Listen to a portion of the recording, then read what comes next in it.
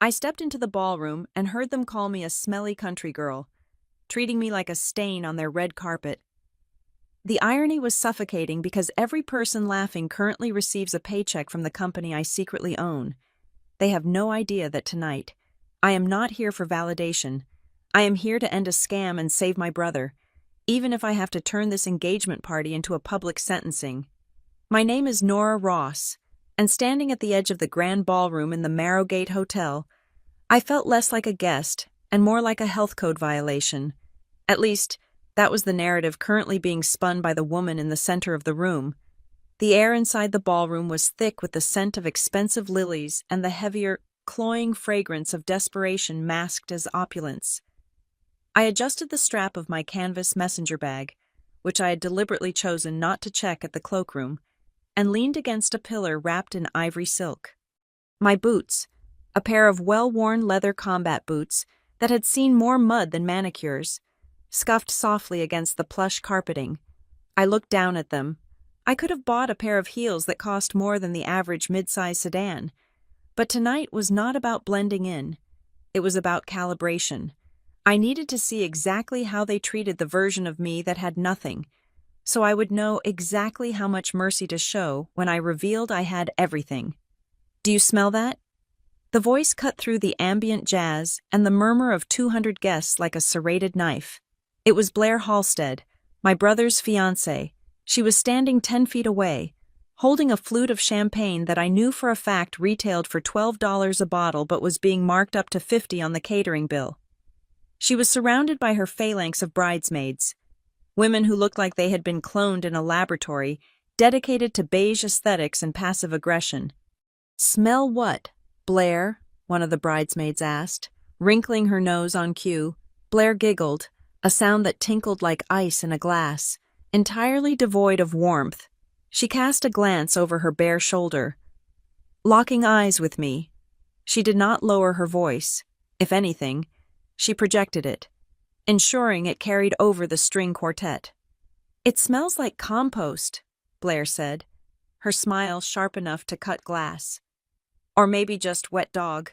Oh, wait, I think Nora just walked in." The circle of bridesmaids erupted into a chorus of performative laughter. They covered their mouths with manicured hands, their eyes darting toward me with a mixture of pity and disdain.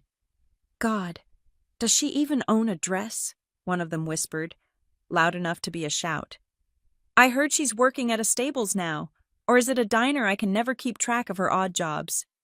"It's charming, in a rustic way," Blair cooed, turning her back to me as if dismissing a servant.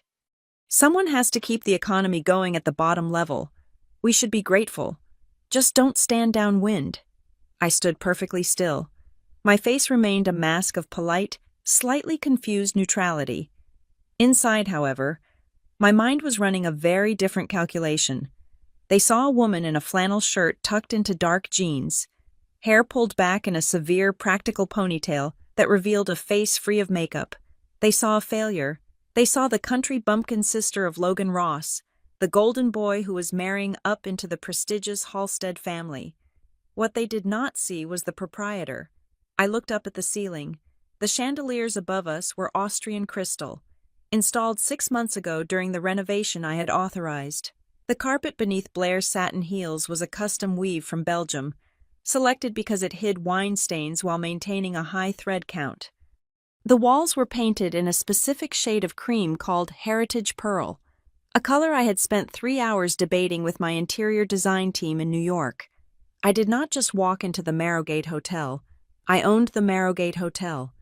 In fact, I owned the entire North Haven Holdings Group, which included this hotel, 12 others across the Midwest and the East Coast, and the logistics company that had delivered the very flowers Blair was currently posing next to. The odd jobs the bridesmaids were sneering about were actually my on-the-ground site inspections. I like to visit my properties incognito, fixing operational inefficiencies from the ground up. The boots were not a fashion statement of poverty. They were the boots I wore when I was breaking ground on my newest resort in Montana 3 days ago. But they did not need to know that.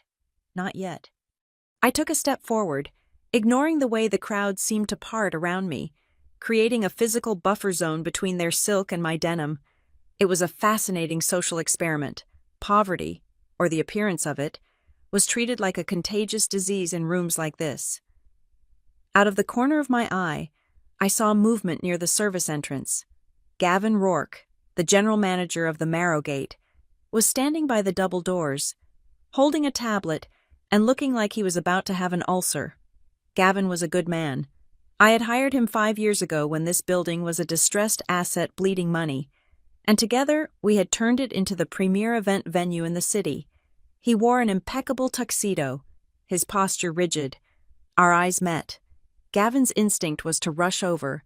His instinct was to bow, to offer me the best table, to clear the room, to ask why the chairman of the board was being insulted by a woman who hadn't even paid the deposit on the ballroom rental yet. I saw his jaw tighten. I saw him take half a step forward, ready to intervene. I gave him a microscopic shake of my head. "Stand down, Gavin." The command was silent, but he understood it perfectly. We had a protocol. When I was in Nora Ross, the sister mode, I was not to be treated as Ms. Ross, the owner. It was a strict rule I had enforced for years to protect my anonymity and, frankly, to protect my sanity from my family's potential greed. Gavin swallowed hard, adjusted his tie, and gave me a single, sharp nod. It was a professional acknowledgement, one that said, "I see you, boss, and I hate this." Then he turned back to shouting silently at a waiter who was holding a tray of hors d'oeuvres at the wrong angle. "Nora?" The voice was shrill, panicked, and undeniably familiar. I turned to see my mother, Marlene Ross, descending upon me like a bird of prey that had just spotted a field mouse. Marlene was wearing a dress that was likely 3 sizes too tight and cost 4 months of her actual income that I supplied through anonymous insurance dividends she believed her late husband had left behind. She had piled her hair high on her head in an attempt to look regal, but the anxiety radiating off her ruined the effect. She grabbed my arm, her fingers digging into the fabric of my flannel shirt. She didn't hug me. She didn't ask how my flight was. She pulled me aggressively toward the shadow of a large fern, away from the main cluster of guests. "Look at you," she hissed, her eyes raking over my outfit with undisguised horror. "Nora, what on earth were you thinking? This is the Halstead engagement. The Halsteads. Do you have any idea who is in this room?" "Hello to you too." "Mom," I said, my voice calm. "I came straight from the airport. My luggage got delayed." It was a lie. My luggage was currently sitting in the presidential suite on the top floor, unpacked by the head of housekeeping, but Marlene didn't need truth. She needed an excuse to be ashamed of me.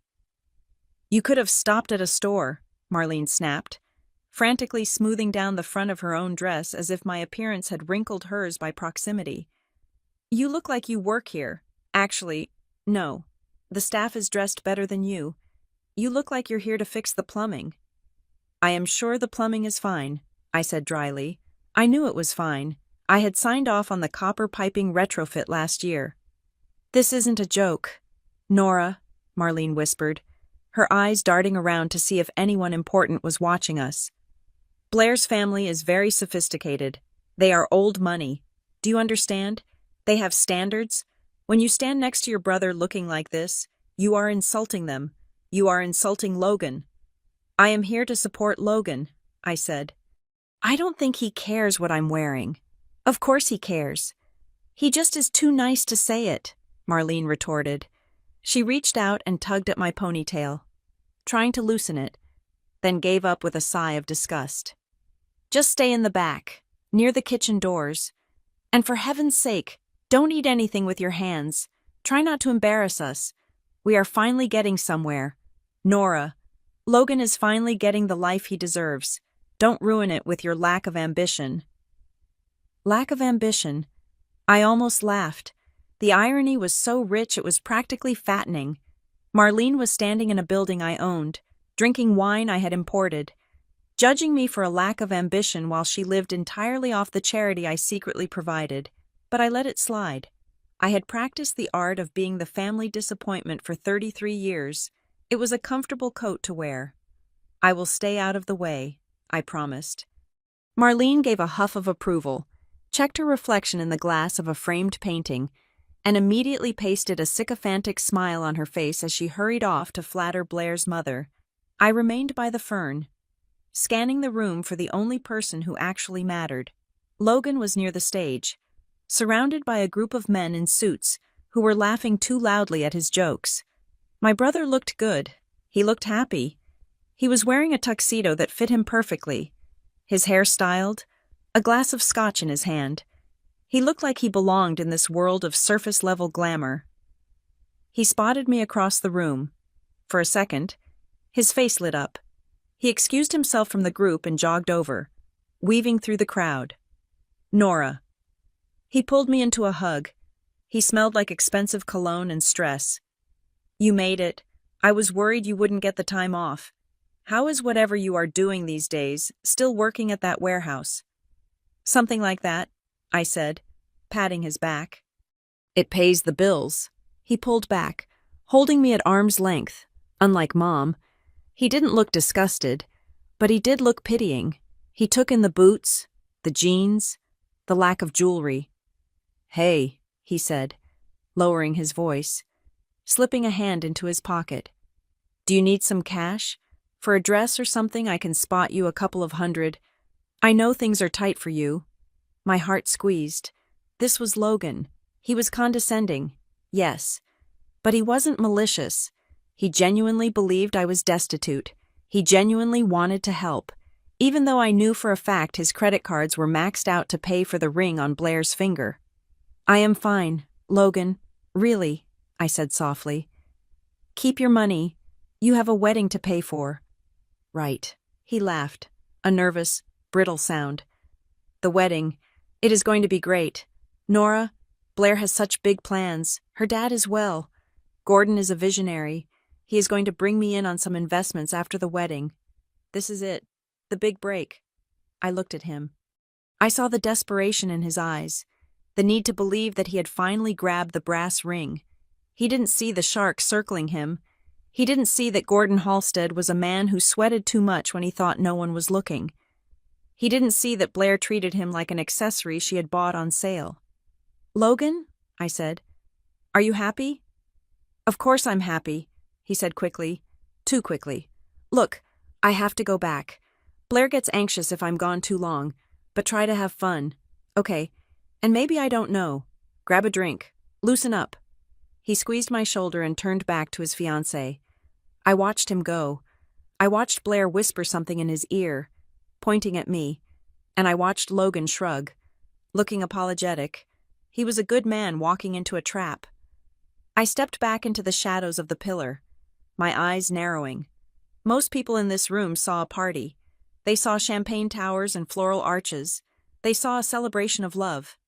I saw a balance sheet that didn't add up. I watched Gordon Halstead, the father of the bride, pacing near the emergency exit, checking his watch every 30 seconds. I watched Elise Halstead, the mother, clutching her handbag with a grip so tight her knuckles were white, her eyes darting to the entrance every time a new guest arrived.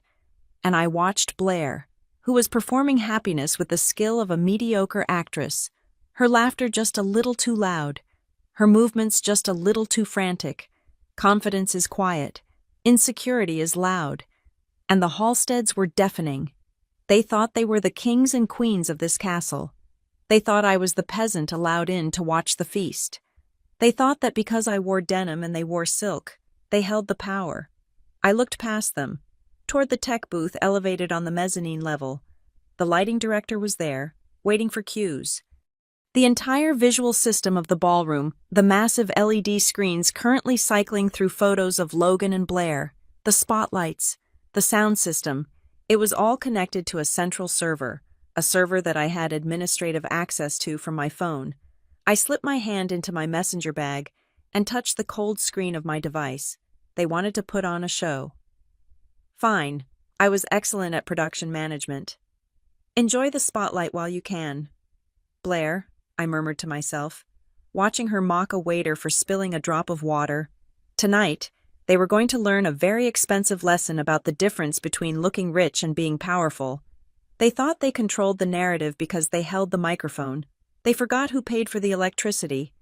I looked up at the intricate lighting rig above the stage, a grid of steel and glass that I controlled with a single password. Tonight, they would see who really controlled the light. To understand why I stood in that ballroom letting people treat me like a stain on the upholstery, you have to understand where I came from. You have to understand Briar Glen, Missouri. Briar Glen was the kind of town where the population number on the welcome sign hadn't changed in 20 years. Not because people didn't leave, but because for every dreamer who escaped, a failure moved back in with their parents. It was a place where reputation was the only currency that mattered, and gossip traveled faster than the municipal bus. In the Ross household, the hierarchy was established before I could even walk. Logan was the sun. I was the shadow cast by his brilliance. Logan was the varsity quarterback. He was the one who charmed the teachers into changing a C- into a B+, because he had such a good heart. When Logan broke a window, it was high spirits. When I dropped a plate, it was clumsiness. When Logan talked about becoming a millionaire, my parents beamed. When I talked about starting a business, they told me to be realistic and learn to type so I could get a nice, safe job as a secretary. I left Briar Glen at 18. I did not leave with a plan. I left with $42 in my pocket and a duffel bag that had a broken zipper. I took a Greyhound bus 3 states away because I knew that if I stayed, I would suffocate under the weight of being Logan's little sister. My education did not happen in a lecture hall. It happened in the basement of a Motel 6 off the interstate. I started as a housekeeper. There is a specific kind of invisibility you learn when you clean up after other people. You learn that people do not see the person scrubbing the toilet. They see a machine that resets their reality. I cleaned vomit out of carpets. I stripped sheets stained with things I did not want to identify. I learned that the wealthy man in the suit often left the room in a worse state than the trucker who apologized for leaving mud on the mat. That was my first lesson in economics. Money does not buy class. And it certainly does not buy decency. From housekeeping, I clawed my way to the front desk. That was where I learned to read people. I learned the difference between the exhausted traveler who just needed a kindness and the predator who was looking for a discount he didn't deserve. I learned that when someone smiles too much, they are usually trying to hide a lie. I learned that when someone is truly powerful, they are quiet. It is the weak men who scream at the receptionist. I saved every cent. I did not eat out. I did not buy new clothes. I lived in a studio apartment the size of a walk-in closet, eating instant noodles and reading textbooks on hotel management that I bought for 50 cents at library sales. When I was 22, I had saved enough to put a down payment on a distressed 4-unit apartment building. It was a ruin. The roof leaked, the foundation was cracked, and the tenants were 2 months behind on rent. But I saw the bones. I saw what it could be. I fixed it myself. I learned to hang drywall because I couldn't afford a contractor. I learned to route plumbing because plumbers charged $90 an hour, and I only had $12 an hour in my budget. I slept on the floor of the vacant unit, waking up covered in dust, my hands raw and bleeding, and then I met a man who nearly destroyed me. His name was irrelevant now, but at the time, he was a mentor. He told me I had potential. He told me we should pool our resources to buy a larger complex. I was young, and I was hungry for someone to believe in me the way my parents believed in Logan. So I signed. 6 months later, he vanished. He took the operating capital. He took the tenant deposits. He left me with a foreclosure notice and a mountain of debt that felt like a tombstone. I remember sitting on the floor of that empty office, staring at a bank statement that showed a balance of negative $4,000. I remember the urge to call my mother. I wanted to hear her voice. I wanted her to tell me it would be okay, but I knew what she would say. She would say, "See, we told you. You should have been a secretary. You should have stayed in Briar Glen." That fear of their "I told you so" was stronger than my fear of bankruptcy. So I did not call. I worked. I took 3 jobs. I worked the night shift at a warehouse. I managed a diner during the day. I audited books for small businesses on the weekends. I paid back every single cent. It took me 3 years of hell. But I cleared the debt. And in that fire, Nora, the girl, died. Nora, the CEO, was born. I started North Haven Holdings quietly. I bought failed hotels places that had good locations but bad management. I applied the lessons I had learned cleaning toilets and fixing drywall. I knew where the waste was. I knew how to cut costs without cutting quality. I knew that if you treated your staff with dignity, they wouldn't steal from you. My empire grew in the shadows. I didn't put my face on magazines. I didn't do interviews. I used a network of LLCs and holding companies to keep my name off the front door. I liked the anonymity. Silence was profitable. If people didn't know who you were, they couldn't try to use you. But the most painful part of my success was not the isolation. It was the lie I had to live with my family. I visited home twice a year. I drove a rented economy car. I wore simple clothes. I listened to my father talk about how hard things were, how the pension wasn't enough, how the roof needed fixing, and I helped them, but I couldn't just write a check signed Nora Ross, multimillionaire. They wouldn't understand it. They would feel threatened by it. Or worse, they would feel entitled to it. So I became a ghost in their finances. When my father needed heart surgery, the hospital bill was $40,000. My mother was weeping at the kitchen table, wondering if they would lose the house. 2 weeks later, she received a letter from a charitable grant program she had never applied for, stating the bill was covered in full. She didn't thank me. She thanked God, and then she thanked Logan. Logan must have looked into this, she told me over the phone, her voice thick with pride. He knows so many people. He probably made a call. That boy. He always takes care of us. I sat in my office in Chicago, looking at the wire transfer confirmation on my screen, and I said nothing. When the transmission on their car died, I arranged for the mechanic to find a warranty loophole that covered the $2,000 repair. Can you believe it? My dad said. Logan told that mechanic to look again. He's got a way with people. Your brother. Logan. Always Logan. Logan was working as a mid-level manager at a paper supply firm. He was leasing a BMW he couldn't afford to look successful. He was drowning in credit card debt. I knew this because I had run his credit report when I was considering putting him on a payroll anonymously, but decided against it because his spending habits were reckless. Yet, to my parents, he was the provider. He was the success story. I was just Nora, the one who drifted, the one who got by. It hurt. I cannot lie and say it didn't hurt. There were nights I wanted to scream. I wanted to fly them to New York, put them in the penthouse suite of my flagship hotel, and shout, look at what I built. Look at who actually saved you. But I knew them. If I revealed the truth, the dynamic would shift. My mother would not just be proud. She would be demanding. My father would feel emasculated that his daughter was the tycoon, and his son was the struggling middle manager, and Logan would crumble. His entire identity was built on being the golden boy. If I took that away, I would destroy him. So I swallowed the truth. I let it burn a hole in my stomach. I let them treat me with that gentle, patronizing pity. Poor Nora. At least she pays her own rent, mostly. That was why tonight. At the engagement party. The insults from Blair and her friends didn't make me cry. They made me cold. They were not mocking a helpless victim. They were mocking the architect of their environment. I had spent 15 years being underestimated. I had turned being underestimated into an art form. When people think you are nothing, they say everything in front of you. They sign contracts they haven't read. They reveal their weaknesses because they don't think you are smart enough to exploit them. Being the country bumpkin was not my shame. It was my camouflage. As I stood there in the ballroom, watching Blair swirl her expensive wine, thinking about the anonymous payments that had kept my parents' house from foreclosure, so they could even attend this party, I realized something terrifyingly calm. You know what the most dangerous thing about being looked down upon is? It is not the humiliation, it is the freedom. When no one is looking at you, no one sees your hands. They don't see you arranging the pieces. They don't see you setting the trap. And most importantly, when they are busy laughing at your cheap boots, they don't notice that you have already set the table.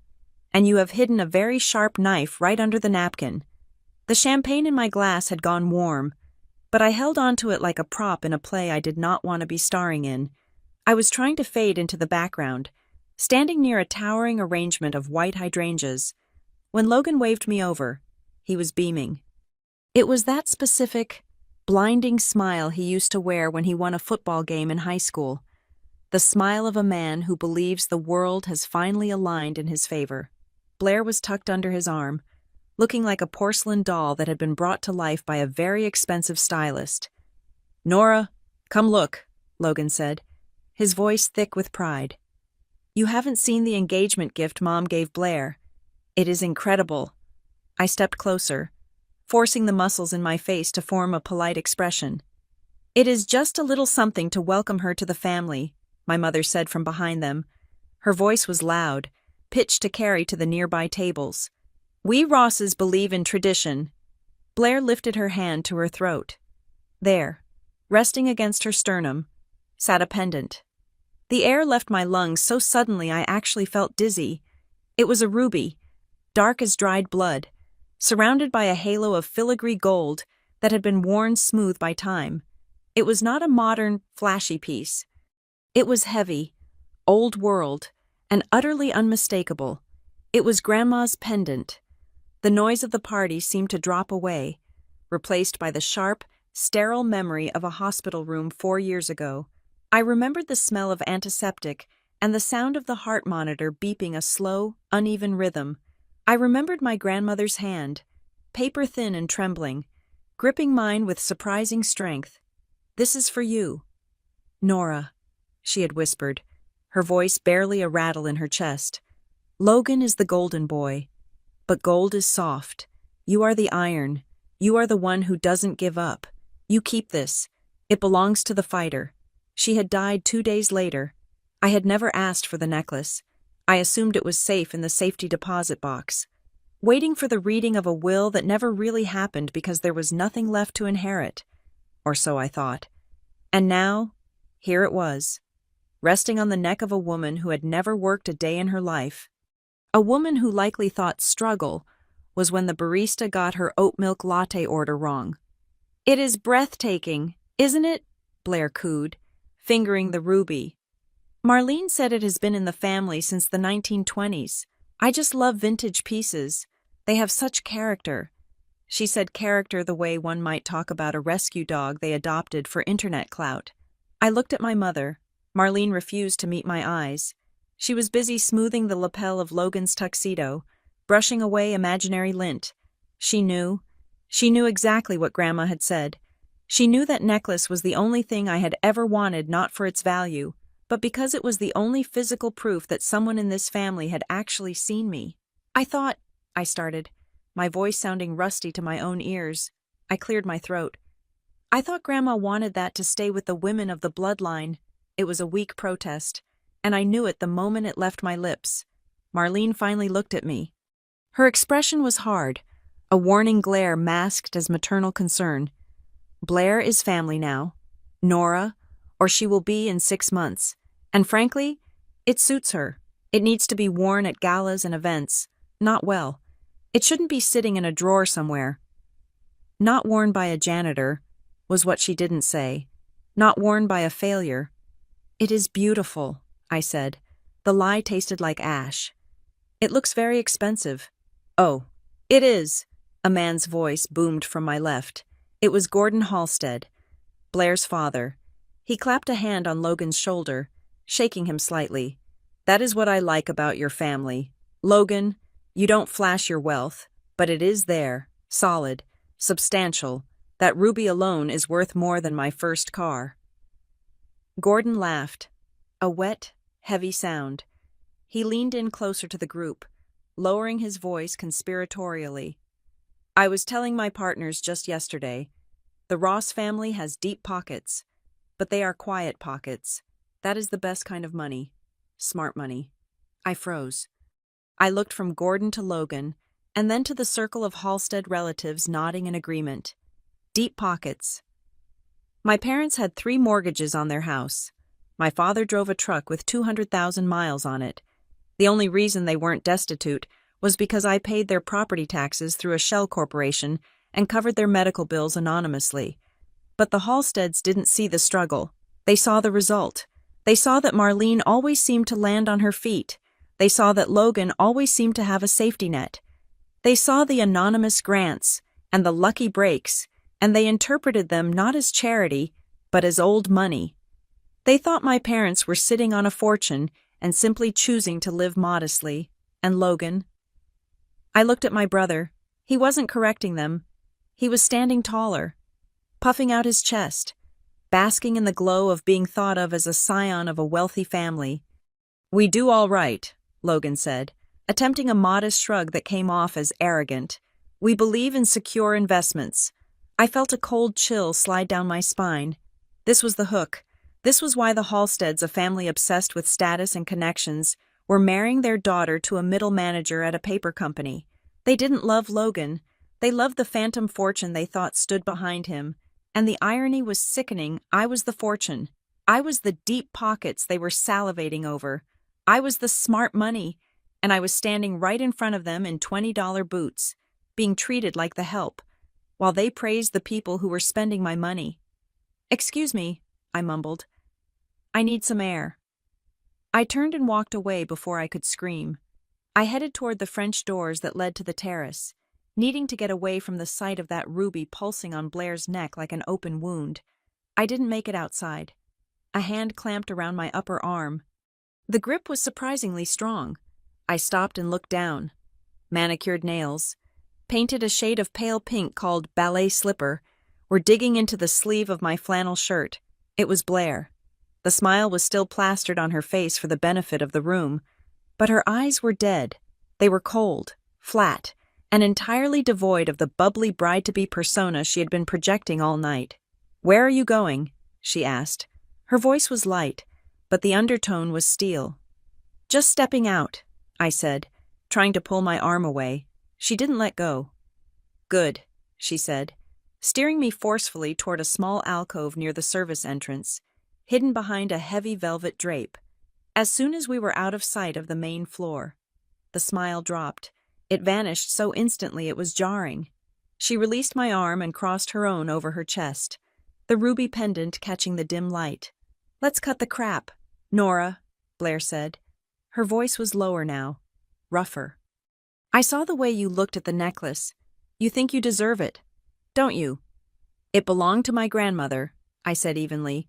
"She promised it to me." "Well, possession is 9/10 of the law," Blair sneered. "And frankly, it would look ridiculous on you. You would probably wear it with a t-shirt." "Is that what you wanted to tell me?" I asked. "Fashion advice?" Blair took a step closer. She smelled of champagne and aggressive ambition. "I want to tell you that I know what you are doing. I see the little checks you send Logan. $50 here for his birthday, $100 there for Christmas. You think you are being the sweet, supportive sister." I stared at her. She thought I sent $50. She had no idea about the $50,000 I had wired to the hospital when Logan crashed his car 2 years ago. She had no idea about the tuition payments. She thought my contribution to the family was pocket change. "I help where I can," I said carefully. "It is pathetic," Blair spat. "You are trying to buy their love with scraps. You are trying to remind them you exist. But let me tell you something. Nora, you are an embarrassment. Look at you. You walk into my engagement party at the Marrowgate, for God's sake dressed like you just came from cleaning a barn. You are a stain on Logan's image." "Logan invited me," I said. "Logan is too nice," she countered. "But I am not. We are going places. Nora, my father has big plans for Logan. We are going to be a power couple in this city, and we cannot have a sister who looks like a vagrant hanging around the edges, reminding everyone that the Ross family wasn't always comfortable." She reached out and flicked the collar of my shirt with a fingernail. The gesture was so dismissive, so utterly disrespectful, that my hands curled into fists at my sides. "So here's the deal," Blair said, her voice dropping to a hiss. "After the wedding, you are going to fade away. You can come to Thanksgiving if you dress properly and don't speak, but otherwise, I don't want to see you. I don't want your pathetic little birthday checks. I don't want your sob stories. She leaned in, her face inches from mine. You are the past, Nora. I am the future.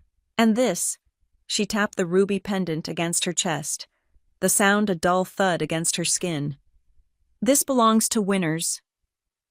She held my gaze for 3 seconds, waiting for me to cry, waiting for me to beg, waiting for the poor little sister to crumble.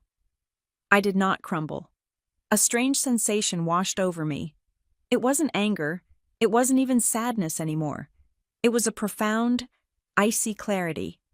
I looked at the pendant. It was beautiful. Yes. But suddenly, it looked heavy. It looked like a shackle. And then I looked at Blair.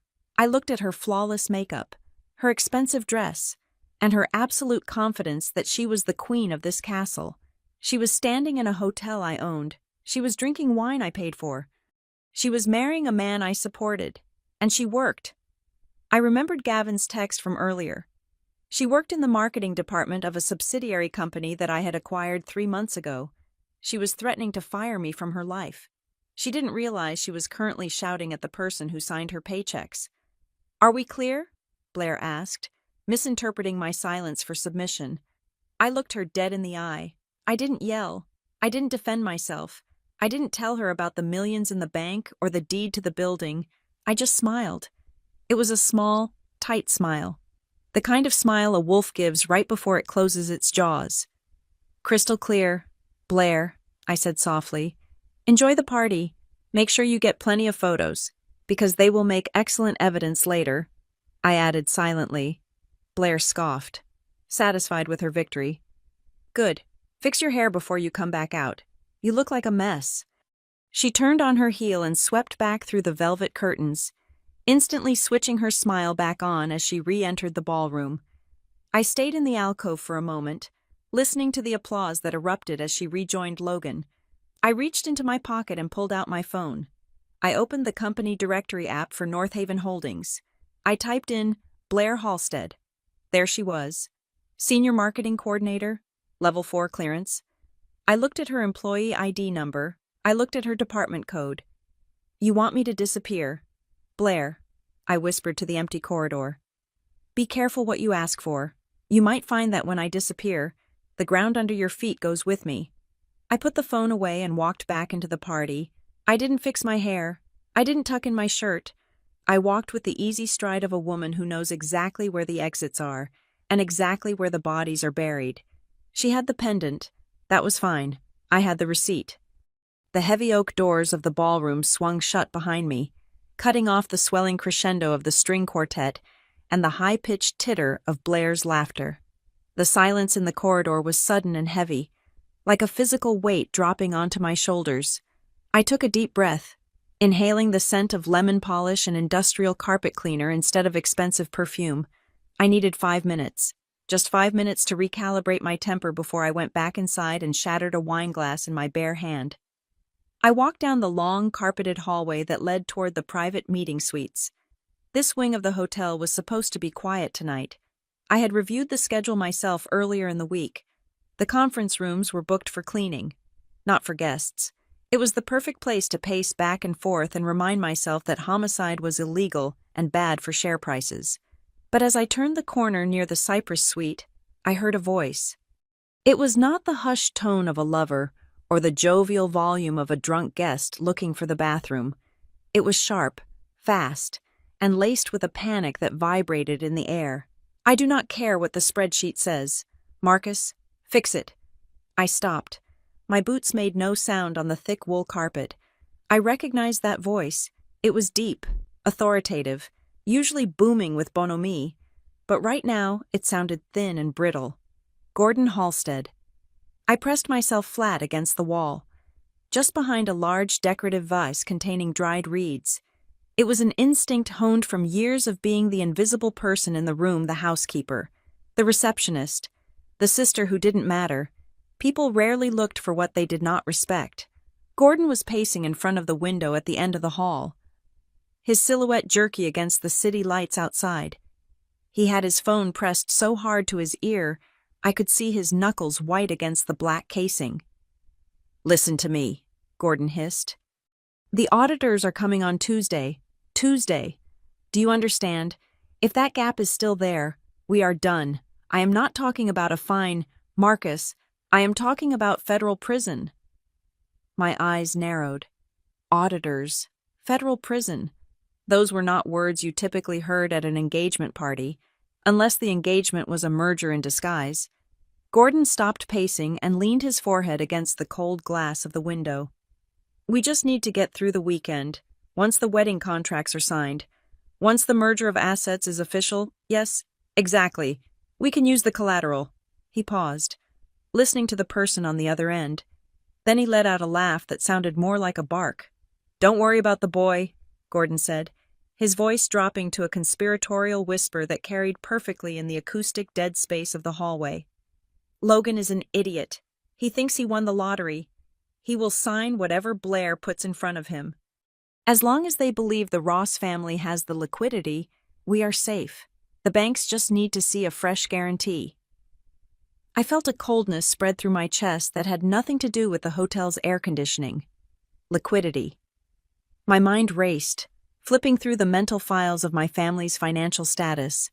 Gordon was talking about the Ross family as if we were a reservoir of cash waiting to be tapped, but that was impossible.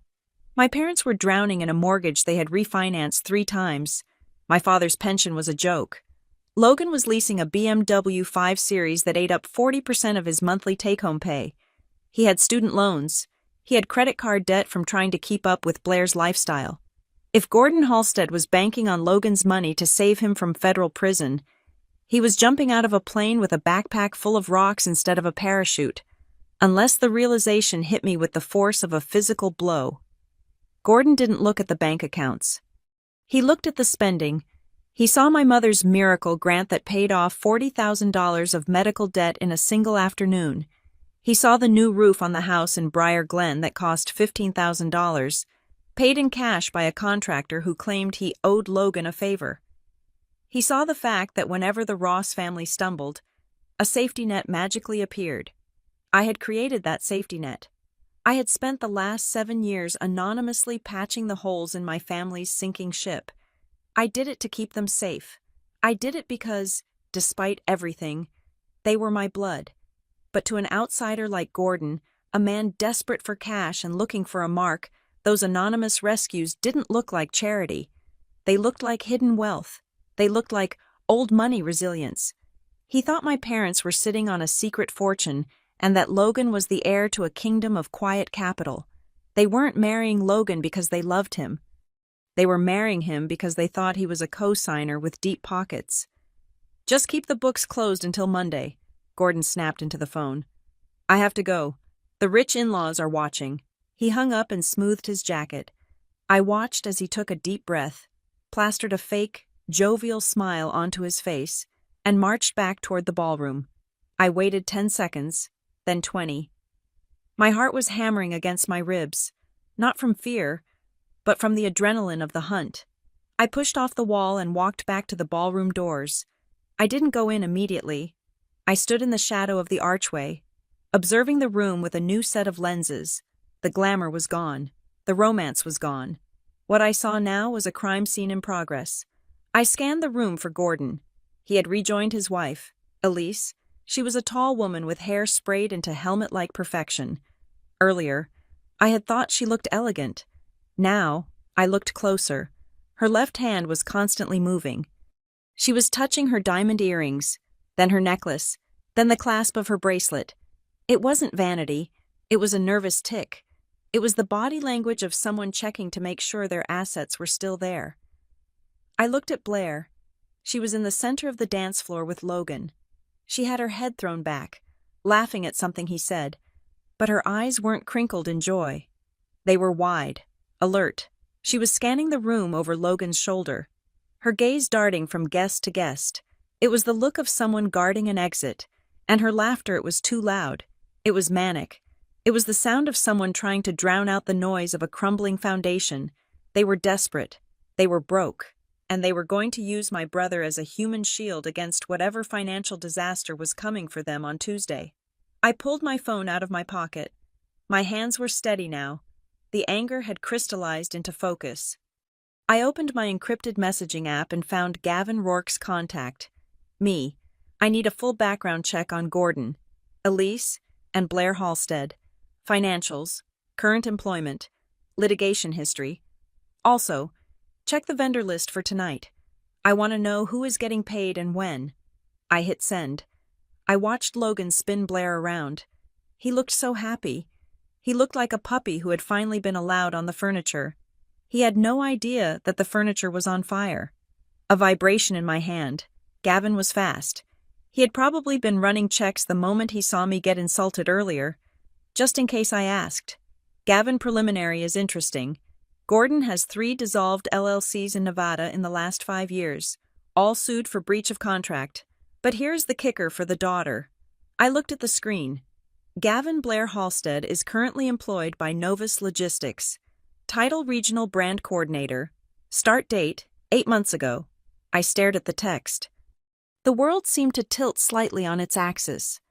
Novus Logistics. I knew that name. I knew it intimately. I had acquired Novus Logistics 2 years ago to handle the supply chain for my East Coast hotels. It was a subsidiary of North Haven Holdings. Blair Halstead worked for me. I scrolled down. Gavin had sent more. Gavin, the 2 bridesmaids, Sarah Jenkins and Chloe Miller. Both are in accounts payable at Marrowgate's corporate office. Different department, but same parent company. They are all on the North Haven payroll. Nora. A dry, dark laugh bubbled up in my throat. I had to cover my mouth to suppress it. This wasn't just irony. This was a farce written by the gods of vengeance. The women who had called me a smelly country girl, who had mocked my clothes and sneered at my poverty, were cashing checks that I signed. They were standing in my hotel, drinking my wine, insulting me to my face, while their entire livelihoods depended on the company I built from nothing. And they didn't know. They had no idea that the peasant they were trying to banish from the kingdom was actually the one sitting on the throne. I looked back at Blair. She was whispering something to a bridesmaid, Sarah, the one in accounts payable. They both giggled and looked in my direction. Sarah rolled her eyes. They were so confident. They felt so safe in their little bubble of perceived superiority. I typed back to Gavin. Me dig deeper. Look for cross-referencing between Novus Logistics and Gordon's dissolved LLCs. And Gavin. Yes, Ms. Ross. Me don't flag their accounts yet. Let them feel comfortable. I slipped the phone back into my pocket. Gordon needed liquidity by Tuesday.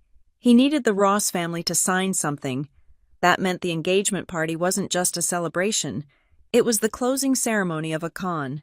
They thought they were the directors of this play. They thought they had cast Logan as the dupe and me as the extra who gets written out in the first act. I stepped out of the shadows and walked toward the bar. I ordered a sparkling water with a twist of lime. The bartender, who I knew was named David and whose daughter's braces I had covered through the Employee Assistance Fund, nodded at me respectfully. I took a sip, the bubbles sharp against my tongue. I watched Gordon sweating in his expensive suit. I watched Blair clinging to Logan like a barnacle to a sinking ship. They had set the stage. They had turned on the lights. They had invited an audience to witness their triumph. But they had made one fatal error. They forgot to check who owned the theater. If they want to act on my stage, I whispered to the rim of my glass, my eyes locked on Blair's ruby pendant, then I suppose I just need to change the script. The ballroom was vibrating with the kind of energy that usually precedes a disaster. To the casual observer, it was just the bass from the DJ speakers thumping against the floorboards, but I felt it as a tremor in the foundation. I had the background check on my phone, burning a hole in my pocket, but I needed more than just data. I needed a confession, or at least, I needed them to hang themselves with their own arrogance.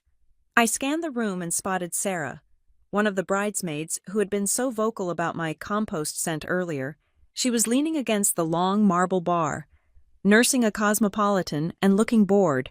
According to Gavin's intel, Sarah Jenkins worked in accounts payable at Marrowgate's corporate headquarters. She was a mid-level processor, the kind of person who saw invoices all day but likely never looked at who signed the checks at the very top. I adjusted my messenger bag, smoothed my flannel shirt, and walked over. I signaled David, the bartender, with a subtle lift of my chin. He came over immediately. "Another sparkling water?" he asked. "Please," I said. Then, I turned slightly toward Sarah. "Long night, huh?" Sarah side-eyed me. She looked me up and down, her lip curling slightly. She clearly didn't want to talk to the help, which is what she assumed I was, or the poor relation, which is what she had been told I was. "My feet are killing me," she complained, taking a sip of her drink. "Blair promised we would be sitting down for dinner by 8. It is now 8:45, but you know how she gets. Everything has to be perfect for the photos." "She seems very detail-oriented," I said, keeping my voice flat and harmless. "I guess that is good for her job, right? She works in logistics or something." Sarah scoffed. "Brand coordination. It sounds fancy, but she mostly just yells at vendors. Honestly, we are all stressed right now. Work has been a nightmare lately." I took a sip of my water. "Oh, why is that bad market?" "No, it is internal," Sarah said, lowering her voice, eager to gossip even to a stranger. "Our parent company, North Haven, just installed this new compliance software. It is flagging everything. I work in accounts payable, and suddenly I have to triple verify every single vendor contract over $5,000.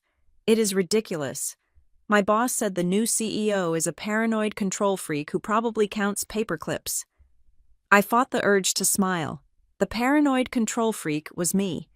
And the reason I had installed that software was precisely to stop people from funneling money into shell companies. "That sounds frustrating," I sympathized. "So you can't just push payments through anymore?"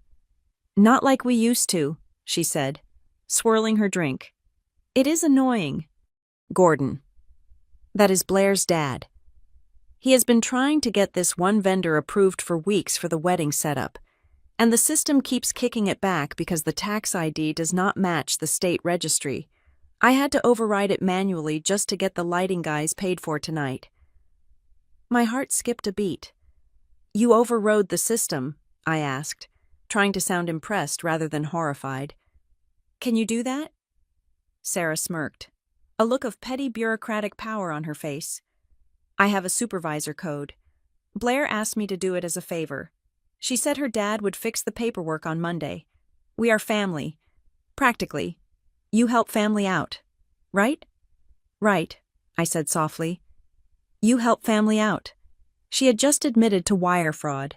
She had just admitted to bypassing internal controls to pay a vendor that my system had flagged as illegitimate, and she had done it for Gordon Halstead. "Anyway," Sarah sighed, pushing her empty glass toward David, "I shouldn't be talking shop. I just need this weekend to be over so I can go back to ignoring my inbox. I am sure Monday will be very interesting for you," I said, before she could ask what I meant. A hand gripped my elbow. It was Blair. Again, she must have been watching me like a hawk. She steered me away from the bar, her grip firm, her fake smile plastered on for the benefit of the photographer circling the room. "Nora," she said through her teeth, "stop bothering the bridesmaids. Sarah is working hard to make this night special. She does not need you asking for job tips." She dragged me toward a quiet corner near the dessert table, which was laden with macarons and chocolate fountains. Once we were isolated, she dropped the smile. "I thought I told you to stay invisible," Blair said. "Why are you interrogating my friends?" "I was just making conversation," I said. Sarah was telling me about how stressful her job is. Something about overriding vendor payments. Blair froze. It was subtle, just a stiffening of her shoulders, but I saw it. Her eyes darted to Sarah, then back to me. "She talks too much when she drinks," Blair said dismissively. "It is boring corporate stuff. You wouldn't understand it. You probably haven't filled out a tax form in years." "Actually, I am very good with numbers," I said, "and names." I took a step closer to her. The ruby pendant on her neck caught the light. It looked like a bloodshot eye staring at me. "Blair," I said, "I am going to ask you a question, and I want you to think very carefully before you answer." She crossed her arms. "What? Do you know the name North Haven?" The reaction was immediate. Her pupils dilated. Her breath hitched in her throat. She knew the name. Of course she knew the name. It was the name on her paycheck. It was the name of the entity she and her father were currently trying to defraud. But she didn't know I was Northaven. She recovered quickly, letting out a short, nervous laugh. Northaven. It sounds like some stuffy investment firm. Why did you hear someone mention it trying to find a rich husband? Nora? She was deflecting. She was terrified. It sounds like a company that owns a lot of things, I said, watching her face. Hotels, logistics firms, lives. I don't know what you are talking about, Blair snapped. And honestly, I don't care. Listen to me, Nora. Logan is fragile right now. He's under a lot of pressure. He wants this wedding to be perfect. If you cause a scene, if you try to make some dramatic speech about that necklace or start spreading rumors about my family, you will destroy him. Do you want that? Do you want to be the reason your brother has a mental breakdown? You are using him as a shield, I said. I am protecting him, she hissed. From you? From your jealousy. You are just bitter because you are a 33-year-old nobody with no husband and no future. And Logan is moving up in the world. Just go eat some cake in the corner and shut up. For once in your life, do something useful and stay out of the way. She turned and marched back toward the dance floor, her white dress swishing around her ankles. I watched her go. She thought she had silenced me. She thought she had put the country girl in her place. My phone buzzed in my pocket. I pulled it out. It was a message from Gavin. Gavin confirmed. Gordon Halstead was the managing partner of Desert Sand Ventures in Nevada. They were sued 3 years ago for embezzling investor funds to pay for personal real estate. The case was settled out of court, and the record sealed. But I found a cache of old emails on a mirrored server. He is currently 6 months behind on his own mortgage. Nora, he is desperate. I stared at the screen. It wasn't just a scam. It was a lifeline. Gordon Halstead was broke. He needed money, and he needed it fast. He had used his daughter's position at Novus Logistics and Sarah's position in accounts payable to set up a fake vendor, probably this wedding planner or lighting company, and they were going to funnel money out of Northaven to pay off his debts, and they were going to use Logan as the scapegoat. If the fraud was discovered, who would be the fall guy? The son-in-law. The rich investor they were touting to everyone. They would claim Logan authorized the payments. They would claim Logan invested in the shell company. They were setting him up to take the fall for a federal crime. I felt a cold rage settle in my stomach. It was heavier than the anger I had felt about the insults. This was war. I tapped the screen and dialed a number I had on speed dial. Avery, I said the moment the line connected. Nora, Avery Klein, my chief legal counsel, sounded surprised. It is Friday night. Is everything okay? No, I said. I need you to initiate a code red on the Northaven server, specifically for Novus Logistics and the Marrowgate Accounts Payable Department. Code red. Avery's voice sharpened. That is a full legal hold. We only do that if we suspect internal embezzlement and wire fraud. I finished. I want every email, every chat log, every invoice entry from Blair Halstead, Sarah Jenkins, and a vendor entity linked to Gordon Halstead preserved. Do not let them delete a single comma. And get Sloan Parker on the line. I want the internal audit team here, physically here, at the Marrowgate. Tonight? Now, I said. I want them waiting in the lobby in 20 minutes. And Avery. Bring the local police. We are going to have a trespasser, and possibly a grand larceny suspect. Understood, Avery said. I am moving now. I hung up. I stood there for a moment, looking at the party. It looked different now. The flowers looked like funeral wreaths. The music sounded like a dirge. Blair was back on the dance floor, holding court. She was laughing, throwing her head back, the ruby pendant gleaming. She looked so victorious. She thought she had won the game. She had no idea that I wasn't playing a game. I was running a simulation, and I had just decided to terminate the program. I looked at the stage, where the band was setting up for the speeches. There was a microphone stand in the center, bathed in a spotlight. You want me to stay out of the way? Blair, I thought, you want me to be quiet. I walked toward the tech booth. moving along the wall so no one would notice me. They had built their entire plan on the assumption that Nora Ross was a nobody. They assumed I was too poor to fight back and too stupid to understand what they were doing. They assumed that because I didn't wear diamonds, I didn't understand value. They were about to learn that the person who holds the mute button is the most powerful person in the room. I reached the door to the AV booth. The technician, a young guy named Mike, looked up, startled.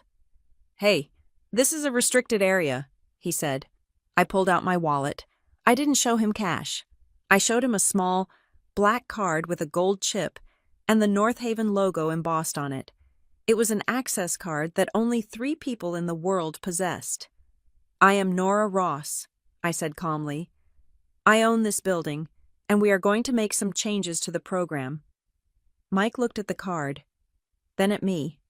His eyes went wide. He scrambled to stand up. "Ms. Ross, I didn't know. Mr. Rourke didn't say." "Sit down." "Mike," I said gently, "you are doing a great job, but for the next hour, you work directly for me." I looked out the tinted glass of the booth. I had a perfect view of the entire ballroom. I could see Gordon wiping sweat from his forehead. I could see Blair clutching Logan's arm. I could see my mother looking at the Halsteads with adoration, completely unaware that they were wolves ready to eat her son. "She is standing on my floor," I whispered. "She is lying into my microphone." I placed my hand on the control console. "And she thinks I don't know how to pull the plug." The air inside the audiovisual booth was cool and smelled of ozone and stale coffee, a sharp contrast to the perfumed humidity of the ballroom below. I stood behind Mike, the young technician, watching the monitors that displayed a dozen different angles of the party. It looked like a surveillance state, which was appropriate, because I was currently conducting an investigation that was about to turn into an execution. My phone vibrated against the metal console. It was Sloan Parker, my head of internal audit. "Tell me you have good news." "Sloan," I answered, pressing the phone to my ear while keeping my eyes fixed on the screen where Gordon Halstead was currently laughing with a group of bankers. "I have news," Sloan said, her voice clipped and professional. "I am not sure I would call it good. It is definitive.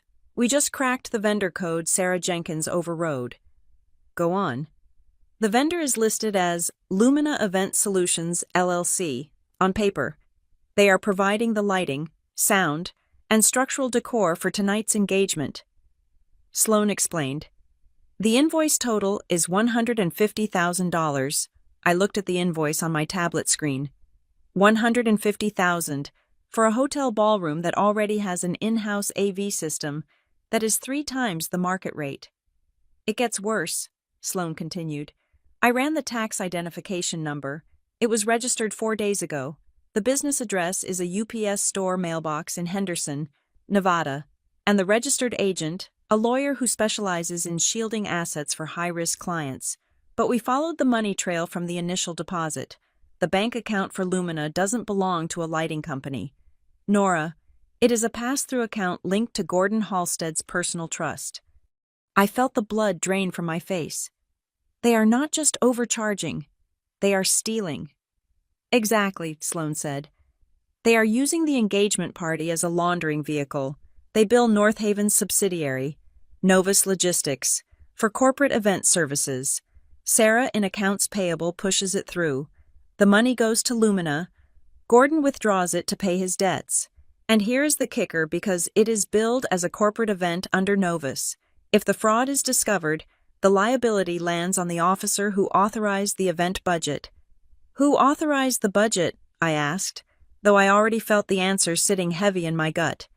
"The signature on the procurement order is pending," Sloan said, "but the user log shows the request was prepared by Blair Halstead, waiting for a counter-signatory from the client side to validate the expense. They need an external guarantor to make it look like a legitimate business-to-business transaction." "They need Logan," I whispered. "If Logan signs any document tonight that acknowledges he is the client or the beneficiary of these services," Sloan warned, "he effectively accepts responsibility for the invoice. When we inevitably audit this and find the fraud, Gordon walks away with the cash. And your brother goes to jail for grand larceny and defrauding a public company. I stared down at the dance floor. Logan was spinning Blair around. He looked so proud. He thought he was marrying a princess.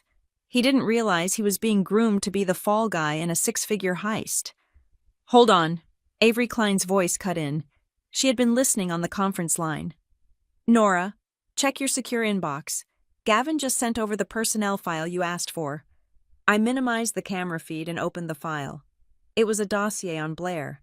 The photo at the top was familiar, but the hair was brunette, and the name listed was not Blair Halstead. It was Blair Bennett. Arizona, Gavin said, joining the call. 3 years ago, she was the marketing director for a solar energy startup in Phoenix. The company went under after the SEC investigated them for inflating customer numbers. 2 days before the raid, Blair Bennett resigned and moved out of state. She changed her name back to her mother's maiden name, Halstead, and dyed her hair blonde.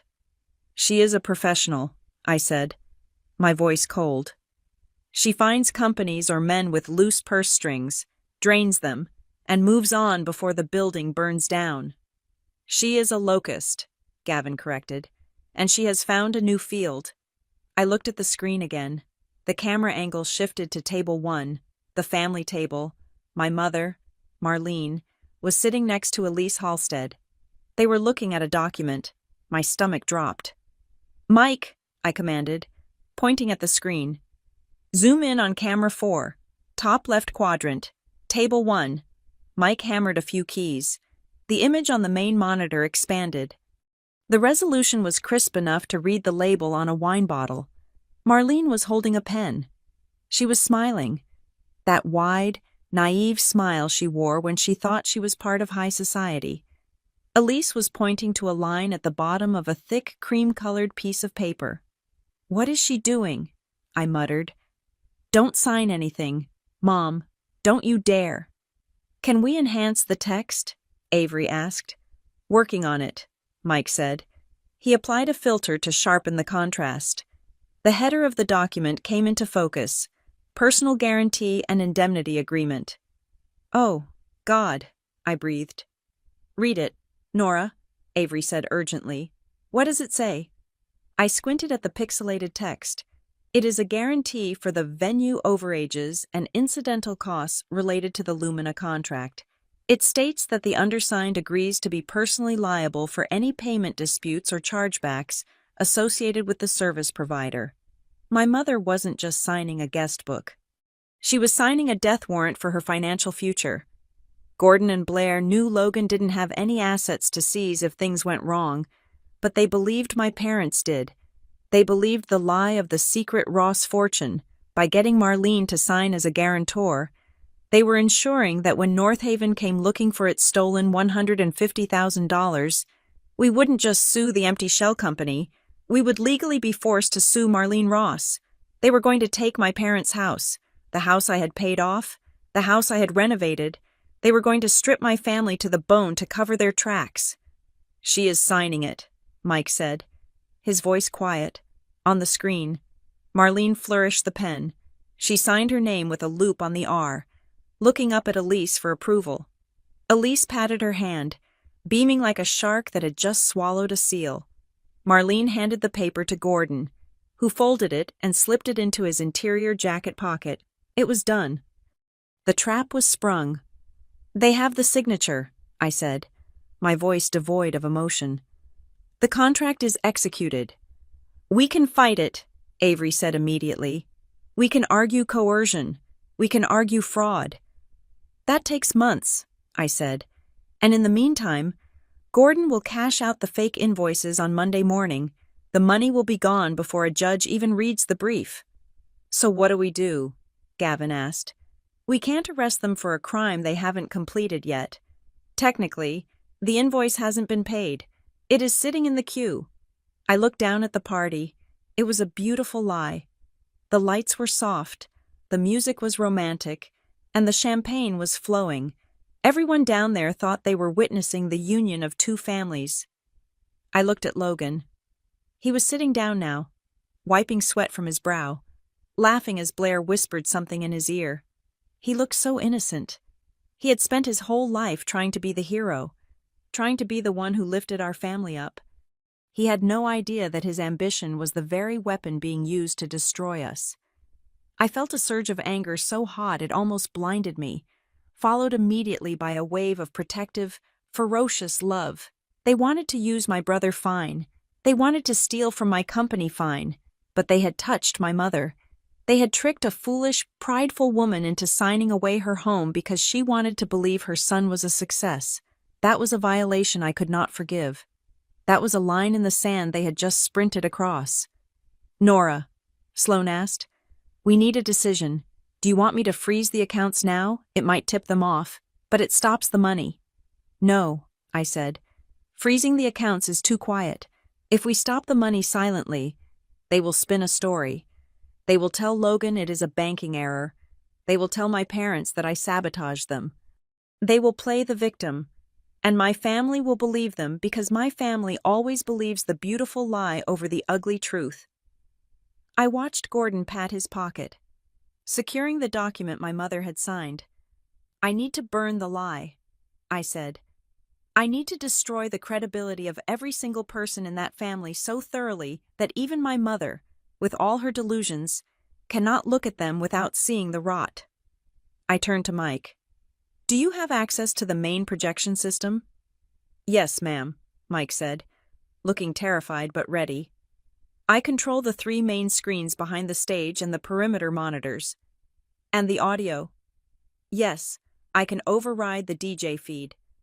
"Good," I said. I pulled my tablet from my bag.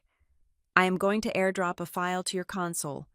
It contains the dossier on Blair Bennett, the Nevada court records for Gordon, and the incorporation papers for Lumina Event Solutions that we just pulled." "You want me to display these?" Mike asked, his eyes widening. "Not yet," I said. "I want you to build a sequence. Start with the photos they provided the happy couple, the childhood memories. Let it play for 30 seconds. Let them think it is part of the show." I looked at the stage. Gordon was tapping his glass with a spoon. The room was quieting down. He was preparing to give a toast. He was preparing to stand up there and talk about honor and legacy while holding a contract in his pocket that would bankrupt the people he was toasting. "When I give the signal," I told Mike, "I want you to cut the feed. I want you to replace their photos with my evidence. And I want you to lock the doors." "Lock the doors," Avery exclaimed on the phone. "Nora, that is false imprisonment." "No, it isn't," I said calmly. "It is a private security measure for a corporate facility under active investigation for felony theft. I am not locking them in. I am preventing the suspects from removing evidence until the police arrive. Which reminds me, Avery, how far out are they?" 10 minutes, Avery said. "I called the precinct captain directly." "Perfect," I said. I looked at the screen one last time. I saw my reflection in the glass of the monitor, a woman in a flannel shirt and combat boots, standing in the dark, holding the controls to a multi-million-dollar facility. They had called me a peasant. They had called me a nobody. They were about to find out that the peasant owned the guillotine. "Mike," I said, my voice steady. "Load the file." "Loaded," Mike said. "Get ready," I whispered. "It is time to ruin a wedding." I stepped out of the AV booth, and the heavy steel door clicked shut behind me, sealing away the hum of the servers. I was back in the hallway, the muffled sound of the party drifting toward me like a warning siren. I tapped my earpiece. It was a discreet, clear coil that looked like a security detail accessory which, in a way, it was. "Gavin, status," I said, keeping my voice low as I moved toward the service elevator. "We are locked and loaded." Gavin's voice came through, crisp and steady. "I have isolated the accounts for Lumina Event Solutions in the vendor portal. I also froze Blair's administrative access to the Nova system about 30 seconds ago. If she tries to log in from her phone to delete anything, she is going to get a system maintenance error." "Good," I said. "Don't revoke her access entirely. Just stall her. I want her to panic, not to know she has been caught. Not yet."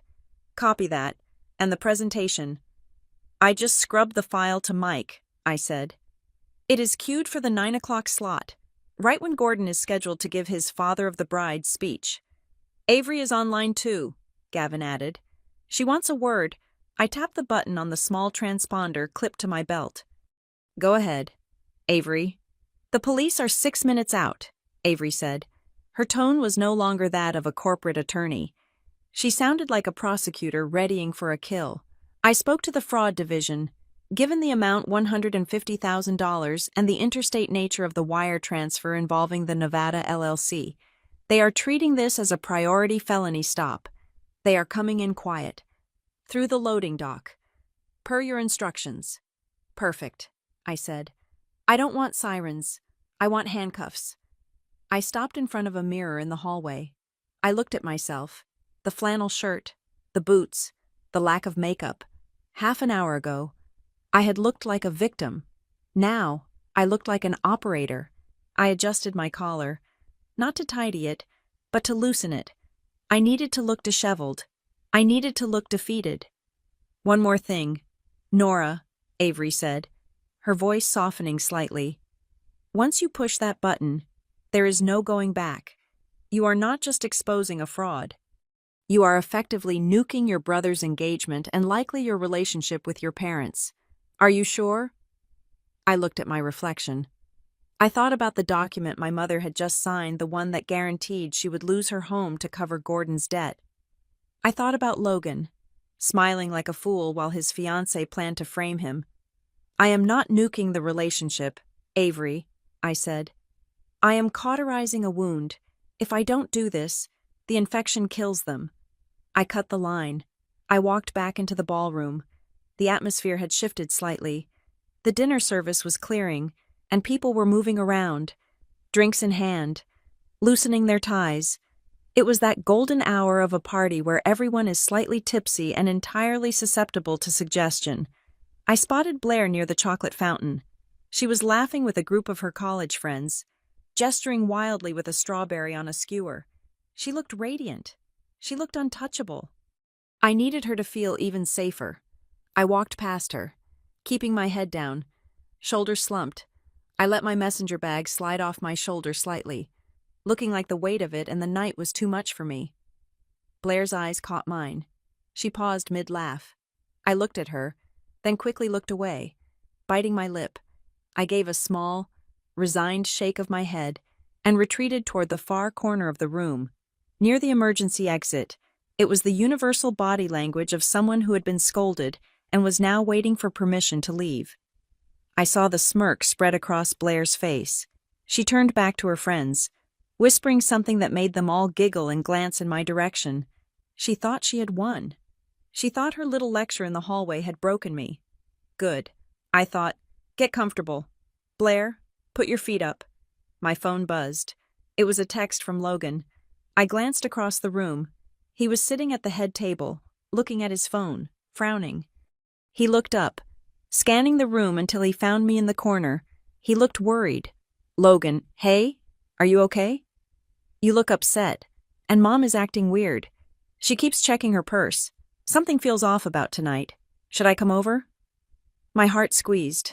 Logan wasn't a genius, but he had instincts. He knew, deep down, that the math of this relationship didn't add up. He just needed someone to show him the equation. I typed back quickly. Me. Stay there. I am fine. Just wait until after the toast. I have a surprise. It wasn't a lie. It was just a very specific definition of surprise. I watched him read it. He hesitated, then nodded at me across the room and put his phone away. He trusted me. That trust was about to be tested in the most violent way possible. I checked my watch. 8:45, 15 minutes. I needed one last thing. I needed to offer one last chance for redemption, even if I knew it wouldn't be taken. I scanned the room for Marlene. She was standing near the photographer's backdrop, fussing over the train of Blair's dress while Gordon and Elise Halstead posed for a picture. My mother looked desperate to be included, hovering on the edge of the frame like a moth trying to get close to a light bulb. I walked over. Mom, I said. Marlene jumped. She spun around, her face flushing with irritation when she saw it was me. Nora, she hissed. I told you to stay in the back. The photographer is taking the VIP shots. You are going to ruin the aesthetic. I need to talk to you, I said, ignoring her insult. It is important. Can it wait? She snapped, glancing over her shoulder to make sure Elise hadn't noticed us. Gordon is about to make the speech. It is the highlight of the evening. No, it can't wait, I said. I stepped closer, lowering my voice. Mom, I saw you sign a paper earlier, with Elise and Gordon. Marlene's eyes widened. She instinctively clutched her clutch purse tighter against her side. I don't know what you are talking about. It was just guest formalities. It wasn't a guest book. Mom, I said. It was a guarantee, a financial guarantee. Her face hardened. So what if it was? It is just a formality. The Halsteads are good for it.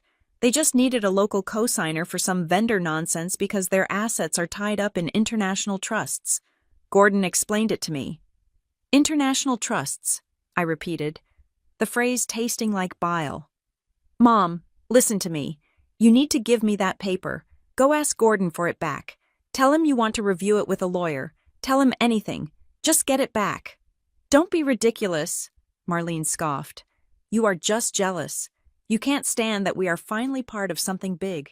You can't stand that Logan is marrying into a family that understands business. I understand business, I said. I understand that you just pledged your house, the house I paid for, to cover a debt that isn't yours.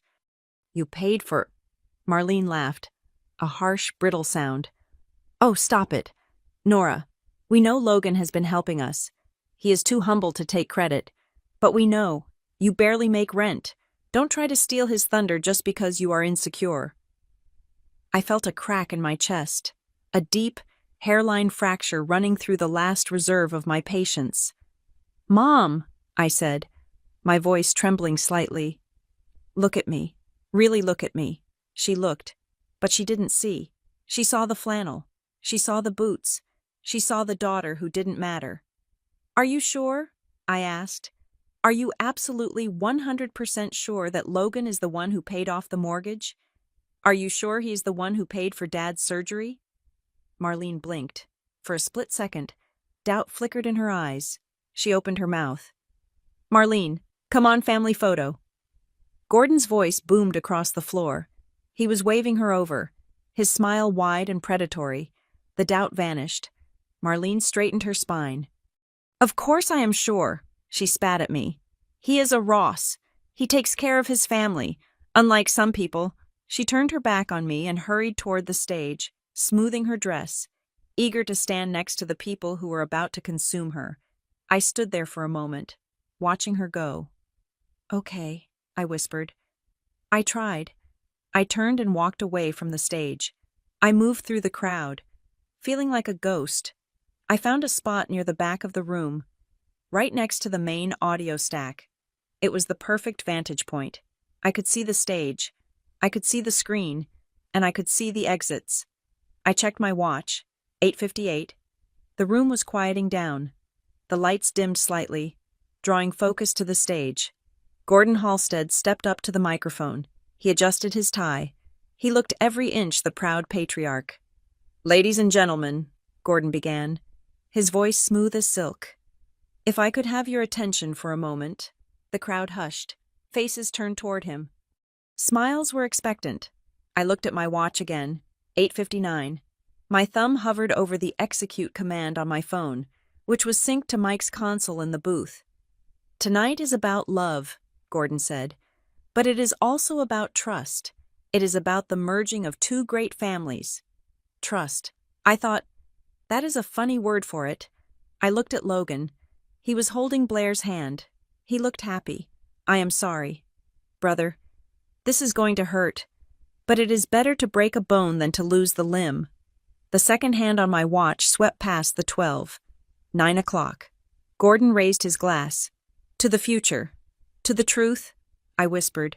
I pressed the button. The digital clock on my phone screen read 8:52. 8 minutes. I had 8 minutes to stand still and breathe while the guillotine I had constructed hovered invisibly above the heads of 200 guests. I had positioned myself in the shadows near a decorative column, far enough from the main tables to be ignored, but close enough to witness the carnage. My heart was not racing. In fact, it was beating with a slow, terrifying precision. It is a strange thing to realize that you are the most dangerous person in a room full of people who think they are better than you, but predators have instincts, and Blair Halstead was nothing if not a predator. I saw her detach herself from a group of her college sorority sisters. She didn't walk toward me. She stalked. Her eyes were narrowed, scanning the periphery until they locked onto me. She didn't look happy.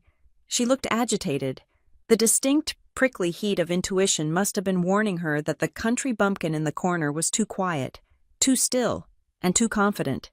She crossed the room, her white dress swishing aggressively around her ankles. She didn't stop until she was inches from my face, grabbing my wrist and jerking me further into the alcove, away from the line of sight of the photographer. "What are you doing?" she hissed. Her voice was a low tremolo of panic masked as anger. "I am standing," I said calmly, looking at her hand on my wrist. "Is that against the rules of the venue?" "Don't play dumb with me," Blair snapped, her fingernails digging into my skin. "I see you watching. I see you texting. You are up to something. Nora, I can smell it." "You are paranoid." "Blair," I said, "maybe it is the guilt." "I don't have guilt. I have a plan," she spat. "And you are not going to ruin it. Listen to me very closely. If you make one wrong move, if you try to approach Gordon, or if you try to whisper some sob story to Logan, I will end you." "End me?" I asked, raising an eyebrow. "How are you going to ban me from the family Thanksgiving?" "I will scream," she whispered, a cruel smile twisting her lips. "I will scream at the top of my lungs that you stole my engagement pendant. I will tell security that I caught you trying to slip it into your pocket because you were jealous. I will have you dragged out of here in handcuffs before you can even open your mouth." I looked at the ruby pendant resting on her collarbone. The irony was so thick I could taste it. She was threatening to frame me for stealing my own grandmother's necklace inside a hotel I owned, while she was actively embezzling $150,000 from my company. "You would do that, wouldn't you?" I asked softly. "You would humiliate Logan's sister in front of everyone just to keep control." "In a heartbeat," she said. "So be a good little poor girl. Stand there. Shut up. And when the toast is over, get out." She released my wrist with a shove. I didn't stumble. I didn't flinch. I just smoothed the cuff of my flannel shirt. "Go back to your party, Blair," I said. "The spotlight is waiting for you." She glared at me one last time, checking for cracks in my armor, finding none. She turned on her heel to leave, but she wasn't done. She needed to mark her territory one last time. She made a subtle hand signal to someone over my shoulder. I turned slightly to see Sarah, the bridesmaid from accounts payable, the one who had unknowingly confessed to wire fraud just 20 minutes ago. Sarah was holding a fresh glass of red wine. She caught Blair's signal and giggled, a sound that was pure malice. Sarah walked past me, swaying her hips. She didn't even pretend to trip. She just tilted her wrist. A stream of dark crimson Cabernet splashed directly onto my boots. It soaked into the worn leather and splattered up onto the hem of my jeans. "Oops," Sarah deadpanned, not even looking at me. "Clumsy me? Maybe you can clean that up with a napkin, or just burn the boots. They look like trash anyway." Blair let out a sharp, high laugh. "Come on, Sarah. Don't waste good wine on bad leather." They walked away together, arm in arm, leaving me standing in a puddle of red wine. It was the final indignity. It was the moment designed to break me, to make me cry, to make me run to the bathroom in shame so I would miss the speeches. But I didn't run. I looked down at my boots. These were the boots I had worn when I walked through the construction site of the Marrowgate 3 years ago, when it was nothing but concrete dust and exposed wiring. These were the boots that had carried me through 18-hour workdays, building an empire that these women couldn't even comprehend. I reached into my messenger bag and pulled out a plain white handkerchief. I bent down slowly. I wiped the wine from the leather. I did it methodically, circle by circle. With every wipe, I felt a layer of the old Nora peeling away, The Nora who wanted their approval was gone. The Nora who wanted to be part of the family was gone. The only thing left was the CEO, who was about to conduct a hostile takeover of her own life. I stood up. I put the stained handkerchief back in my bag. I was ready. The lights in the ballroom dimmed. A hush fell over the crowd as the spotlight swung toward the stage. Gordon Halstead walked up to the microphone stand. He looked impeccable in his tuxedo, the picture of old-world wealth and stability. He adjusted the mic, flashed a winning smile at the audience, and raised a glass of champagne. "Ladies and gentlemen," Gordon's voice boomed, amplified by the sound system I had paid for. "Thank you all for being here tonight. What a night! What a celebration!" He paused for applause. He got it. My mother was clapping the loudest, her face shining with adoration. "You know," Gordon continued, his voice dropping to a register that suggested intimacy and sincerity, "when a father gives away his daughter, he looks for a family that shares his values, a family that understands legacy, a family that understands that money is fleeting, but character is forever." I almost laughed out loud. It was a sales pitch. It was the same oily, rehearsed speech he had probably given to the investors in his failed Nevada ventures right before he vanished with their deposits. He wasn't toasting a marriage. He was closing a deal. I looked at Logan. My brother was sitting at the head table, staring up at his future father-in-law, but he wasn't smiling anymore. He was frowning slightly. He looked at Blair, who was beaming too brightly, her hand clutching the stem of her glass so hard her knuckles were white. Then he looked at his mother, who was practically vibrating with desperate pride, and then he looked at me. I was standing in the shadows, my boots stained with wine, my face stone cold. I didn't smile at him. I just held his gaze. I saw something shift in Logan's eyes. It was the first crack in the illusion. He was starting to hear the dissonance. He was realizing that the puzzle pieces of this perfect life didn't fit. Why was his fiancée so tense?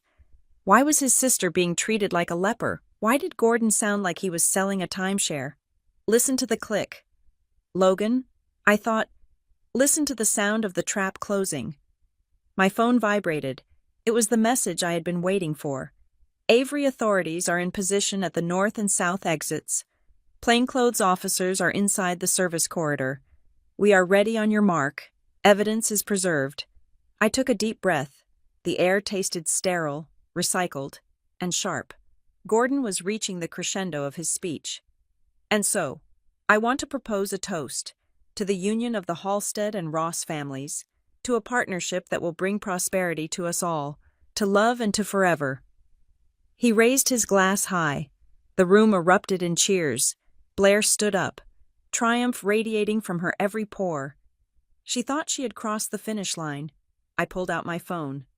I opened the chat with Gavin. I typed 3 letters, NOW. I hit send. For a split second, nothing happened. The cheers continued. The glasses clinked. Gordon grinned, taking a sip of his expensive vintage. And then, the universe glitched. A loud, discordant screech of audio feedback tore through the room, making half the guests drop their glasses.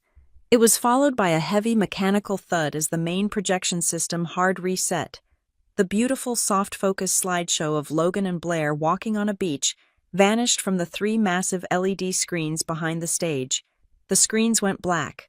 The room fell into a confused silence. Gordon looked back at the screen, tapping his microphone. "Ah, looks like we have a little technical gremlin. If the AV team could just..." The screens didn't stay black. They flashed bright, blinding white. And then, a document appeared. It was not a photo of the happy couple. It was a high-resolution scan of a bank transfer. The header read, "Lumina Event Solutions, LLC. Wells Fargo Business Account." The date was yesterday. The amount was $150,000, and the depositor name was Novus Logistics, pending authorization. A ripple of confusion went through the crowd. People squinted. "What is that?" someone whispered. "Is that a bank statement?" Gordon froze. His glass stopped halfway to his mouth. Then, the slide changed. The next image was a split screen. On the left, a photo of Blair from 3 years ago, with brunette hair, wearing a corporate polo shirt with a different logo. On the right, a mugshot of a man who looked suspiciously like Gordon, but younger and sweating. Next to a headline, Desert Sand Ventures sued for fraud. The silence in the room was absolute. It was the silence of a held breath before a scream. Blair stood up so fast her chair fell over backward with a crash. She stared at the screen, her mouth opening and closing like a fish on dry land. The slide changed again. This time, it was a chat log. User Sarah AP message.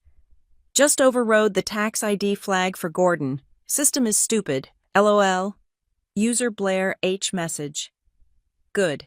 Dad needs the cash by Monday or we are dead. Make sure Logan signs the indemnity tonight. The gasp that went through the room sucked all the oxygen out of the air. I stepped out of the shadows.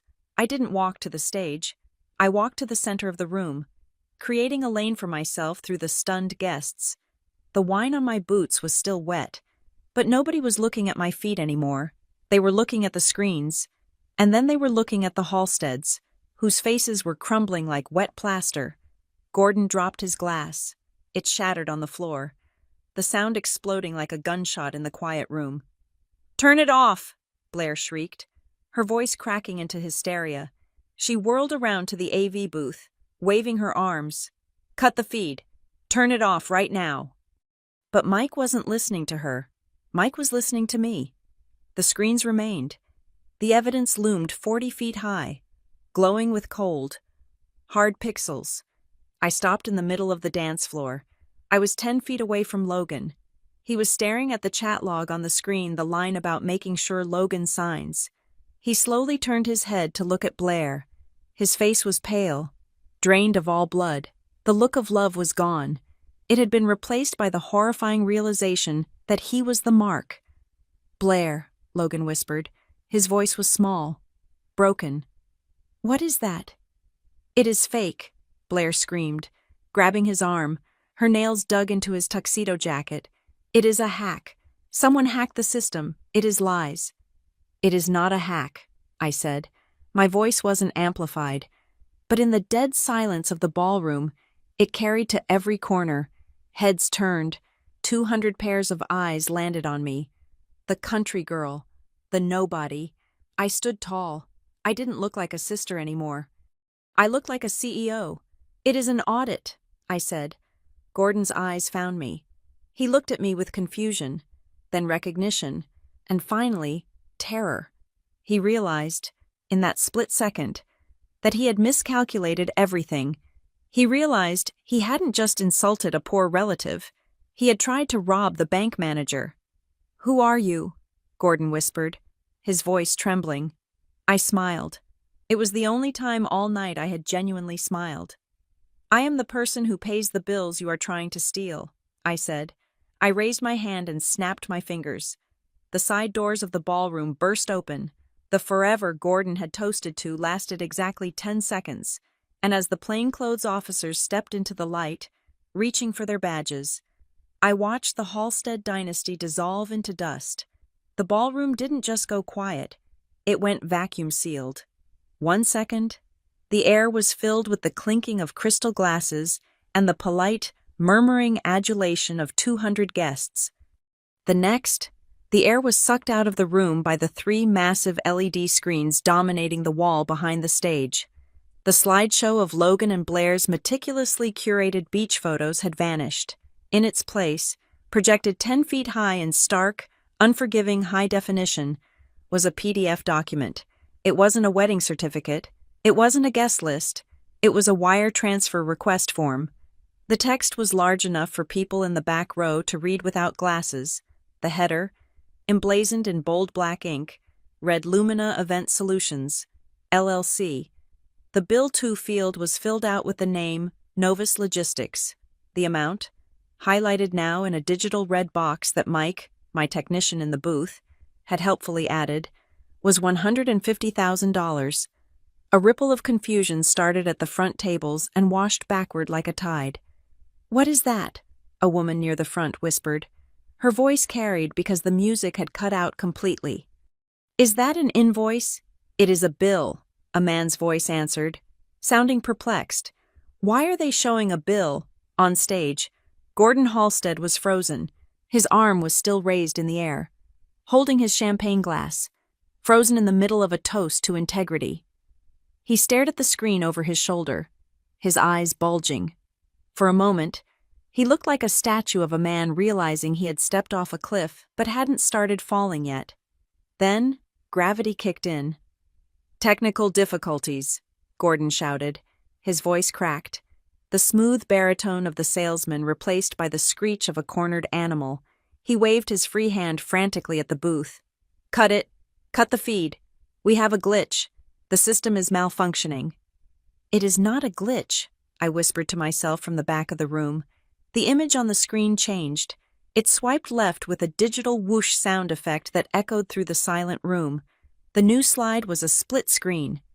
On one side was the corporate registration for Lumina Event Solutions, showing the date of incorporation 4 days ago. On the other side was a zoomed-in section of the personal guarantee document my mother had signed 10 minutes prior, a red laser pointer .digital. Controlled by the booth circled a paragraph on the document.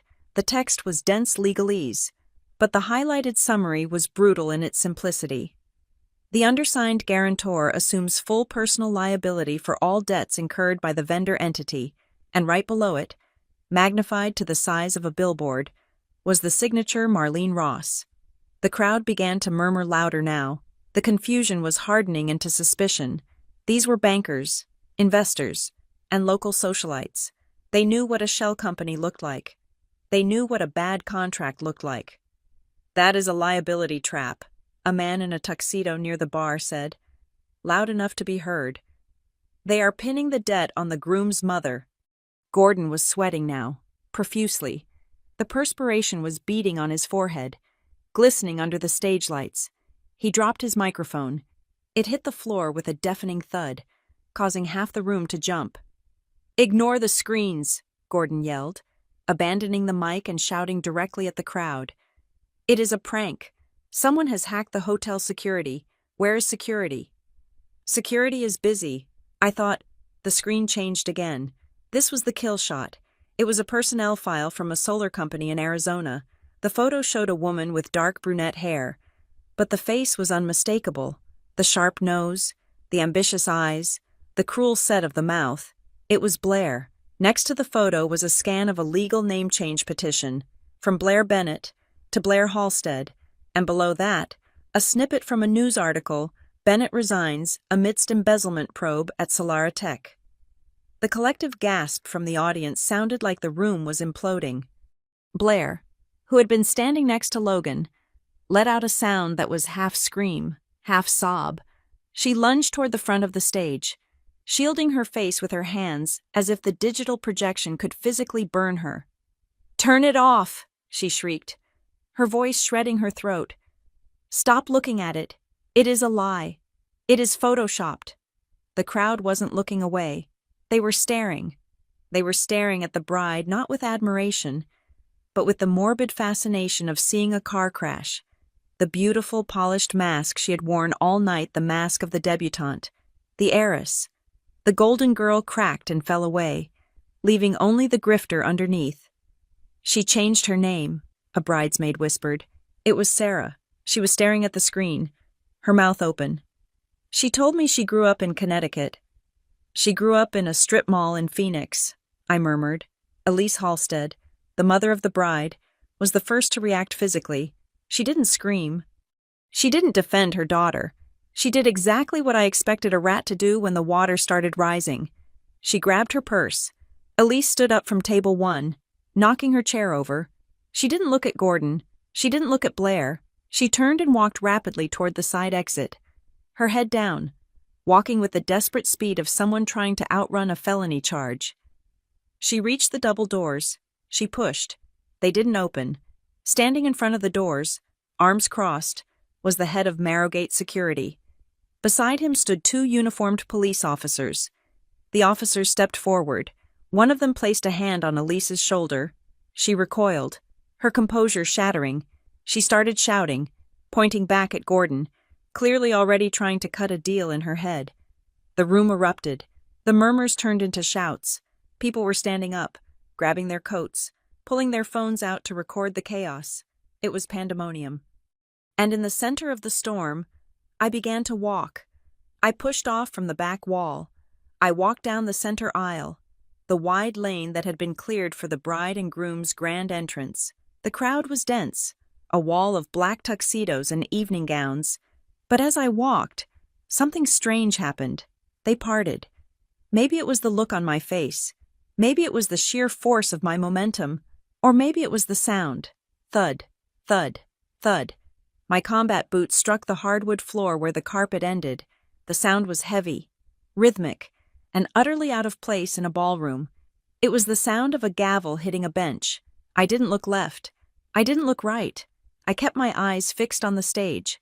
I passed Sarah, the bridesmaid who had spilled wine on me. She saw me coming. She looked at my boots, then up at my face. Her eyes went wide. She took a step back, shrinking away, covering her mouth with her hand.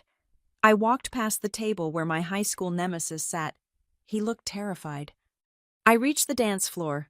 The screens were still glowing behind the stage, casting a cold blue light over the scene. Gordon was shaking, trying to argue with a man in the front row. Blair was gripping Logan's arm, pulling at him, screaming something into his chest, and then a voice cut through the chaos. "Ladies and gentlemen, if I could have your attention." It was Gavin Rourke. He had stepped onto the stage from the wings. He was holding a microphone. He didn't look at Gordon. He didn't look at the police officers arresting Elise at the door. He looked directly at me. The room quieted down. Confused by the authority in his voice, Gavin extended a hand toward me. "I would like to introduce you to the person who authorized tonight's audit," Gavin said, his voice ringing with absolute clarity. "The owner of the Marrowgate Hotel, the majority shareholder and chairman of North Haven Holdings." He paused. The silence was absolute. "Ms. Nora Ross." The name hung in the air like a physical object. At table 1, my mother, Marlene, made a sound like she had been punched in the gut. She gripped the tablecloth, her knuckles white, her mouth opened, but no words came out. She stared at me, her daughter, the failure, the disappointment standing in the center of the floor, commanding the attention of the entire room. Her face went from red to a ghostly, chalky white. The reality was crashing down on her too fast to process. The house, the bills, the grants, the hotel, the boots, it all slammed into her at once. And Logan? My brother was standing 5 feet away from me. He had been looking at Blair, trying to understand why she was screaming. But when Gavin said my name, when he said Chairman, Logan froze. He turned his head slowly. He looked at me. For the first time in his life, he didn't see his little sister. He didn't see the girl he had to protect.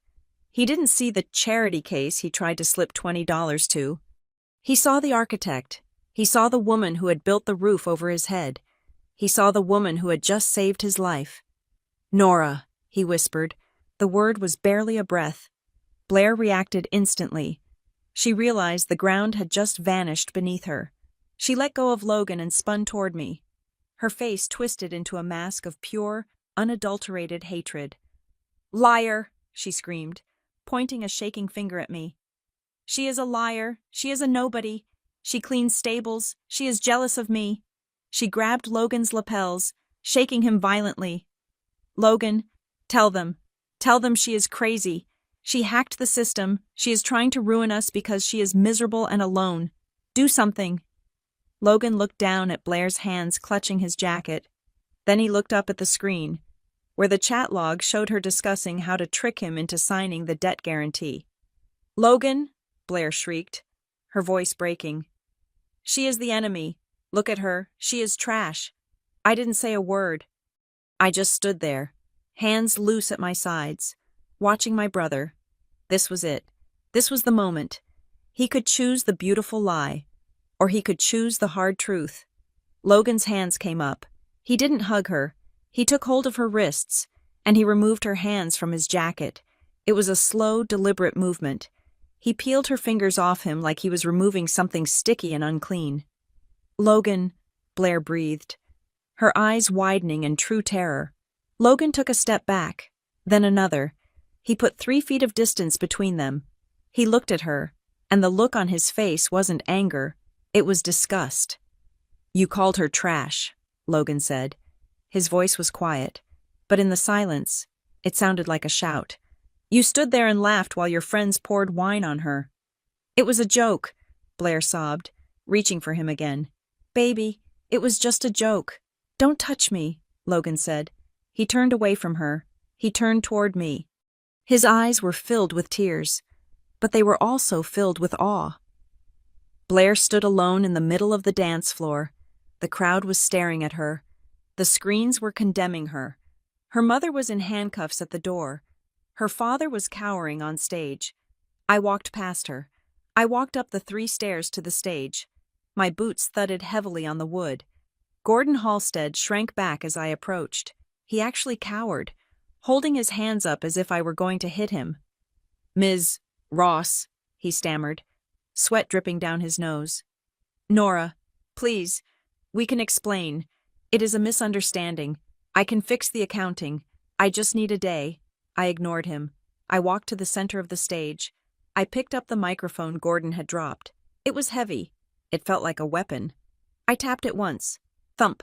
The sound echoed through the ballroom, finalizing the silence. I looked out at the sea of faces. I saw the bridesmaids who had mocked me. I saw the distant relatives who had ignored me. I saw my mother, who was currently weeping into her hands. And I saw my brother, who was looking at me like I was a stranger he desperately wanted to know. I looked down at Blair, who was trembling on the dance floor, looking small and broken and utterly exposed. "You called me a country girl," I said into the microphone. My voice was calm, steady, and amplified to fill every corner of the building I owned. "You said I smelled like compost. You said I didn't belong here." I paused. I let the words hang there, soaking into the expensive carpet. "You mocked me," I said, my voice dropping an octave, becoming steel. "You mocked my clothes. You mocked my life. You mocked my family." I gestured to the room, to the chandeliers, to the staff standing at attention along the walls, to the very structure of the hotel itself. "You did all of that," I said, locking eyes with Blair. "Inside my building, drinking my wine, spending my money." I took a step closer to the edge of the stage. "And you did it while working for my company." Blair flinched as if I had slapped her. "You wanted a show," I asked. "You wanted the spotlight." I pointed to the screen behind me, where her mugshot was still looming large. "Now you have it." The silence in the ballroom was not empty. It was heavy, filled with the collective realization of 200 people who had just watched a fairy tale wrought in real time. I stood on the stage, the microphone cool against my palm, looking down at the wreckage of the Halstead dynasty. "This engagement was never about a marriage," I said, my voice steady, echoing off the high ceilings I had paid to restore. "It was a heist. It was a distraction designed to keep you looking at the bride while her father picked your pockets. And the specific pocket they were picking belongs to North Haven Holdings." I pointed to the screen behind me, where the incriminating wire transfer requests still glowed in high definition. "They needed a scapegoat," I continued, looking directly at Logan. My brother stood alone on the dance floor, looking like a man who had just woken up in a burning house. "They needed someone naive enough to sign a liability clause and eager enough to believe in their illusion of wealth. They found you, Logan. They were going to let you take the fall for a federal crime next Tuesday when the audit hit, and they were going to let our mother lose her home to pay for their legal defense." Logan flinched. He looked at the screen, then at the document in Gordon's pocket, the one Marlene had signed with such pride. "It is a lie," Blair screamed from the floor. She was vibrating with panic, her eyes darting around the room, looking for an exit that didn't exist. "She is lying. She is jealous. Someone get her off the stage." But no one moved to help her. The spell was broken. The double doors at the back of the room swung open again, wider this time. 4 men in dark suits walked in, followed by 2 uniformed officers. They moved with the quiet, terrifying efficiency of professionals who had done this 1,000 times. They didn't look at the guests. They didn't look at the decor. They walked straight toward the stage. Gordon Halstead saw them coming. He slumped. The bluster, the arrogance, the salesman charm, it all evaporated, leaving behind a small, sweating man in an expensive suit he couldn't afford. "Gordon Halstead," the lead detective said, stepping onto the dance floor. His voice was loud, cutting through Blair's shrieking. "I have a warrant for your arrest for wire fraud, embezzlement, and conspiracy to commit grand larceny." Gordon put his hands up, trembling. "I can explain. It is just a cash flow issue. We can work this out." "You can explain it to the judge," the detective said. He spun Gordon around. The click of the handcuffs was the loudest sound in the room. At the side door, Elise Halstead was already in custody. She was weeping, her mascara running in dark streaks down her face, begging the security guard to let her call her lawyer. But Blair was not going quietly. As the officers moved toward her, she snapped. She didn't run. She lunged. She scrambled up onto the stage, her movements feral. She wasn't coming for the police.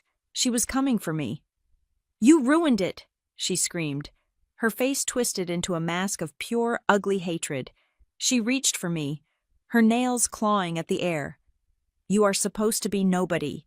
You are the invisible sister. You are the background character. How dare you?" I didn't flinch. I didn't step back. Before she could reach me, 2 security guards tackled her. They didn't do it gently. They took her to the ground hard, pinning her arms behind her back. "Get off me!" she shrieked, kicking her legs, her white dress tearing at the seam. "Do you know who I am? I am the bride. I am the victim. She is the one you want. She is the smelly little peasant who ruined my life." I looked down at her. She was pressed against the floorboards of my stage, her hair a mess, her dignity gone, and even now, face down in defeat, she was still trying to use my poverty as a weapon.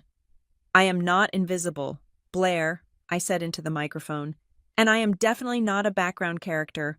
I am the producer." The officers hauled her up. She was sobbing now, great heaving gasps of air, looking at Logan with wild, desperate eyes. "Logan," she wailed. "Baby, help me. Tell them we are supposed to be a power couple. Don't let them take me." Logan stared at her. He looked at the woman he had planned to spend his life with. He saw the greed. He saw the cruelty. He saw the absolute lack of remorse.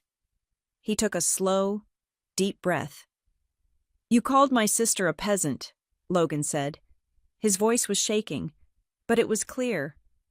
"You tried to bankrupt my mother. You tried to send me to jail. I did it for us."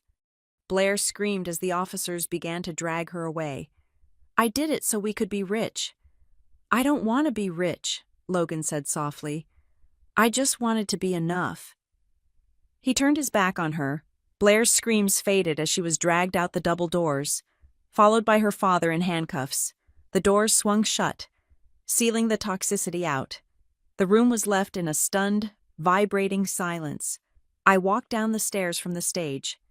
The guests parted for me again, but this time, there was no confusion in their eyes. There was fear. There was respect. I walked straight to table 1.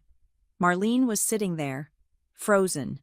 She looked like she had aged 10 years in 10 minutes. Her hands were clutching her purse, her eyes wide and glassy.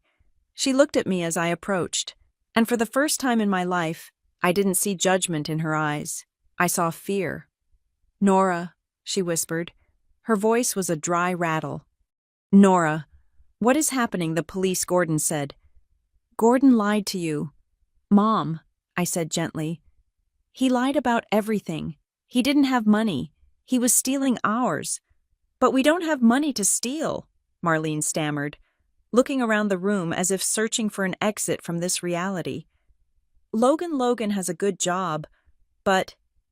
I reached into my messenger bag. I didn't pull out a handkerchief this time. I pulled out a thick manila envelope. I placed it on the table in front of her. It landed with a heavy, solid sound among the crystal wine glasses. "Open it," I said. Marlene's trembling hands reached out. She undid the clasp and slid the papers out. They were bank statements. They were copies of cashier's checks. They were receipts for mortgage payments, medical bills, car repairs, and insurance premiums. Look at the signature. Mom, I said. Look at the account name. Marlene stared at the papers. She squinted at the lines. Remitter Nora Ross. Source account. North Haven Holdings, Executive Discretionary Fund. Beneficiary. Marlene and Robert Ross. She flipped through the pages. 4 years of payments. Every time she had thanked God for a miracle. Every time she had praised Logan for his connections. Every time she had told me I should be more ambitious like my brother. It was all there, in black and white.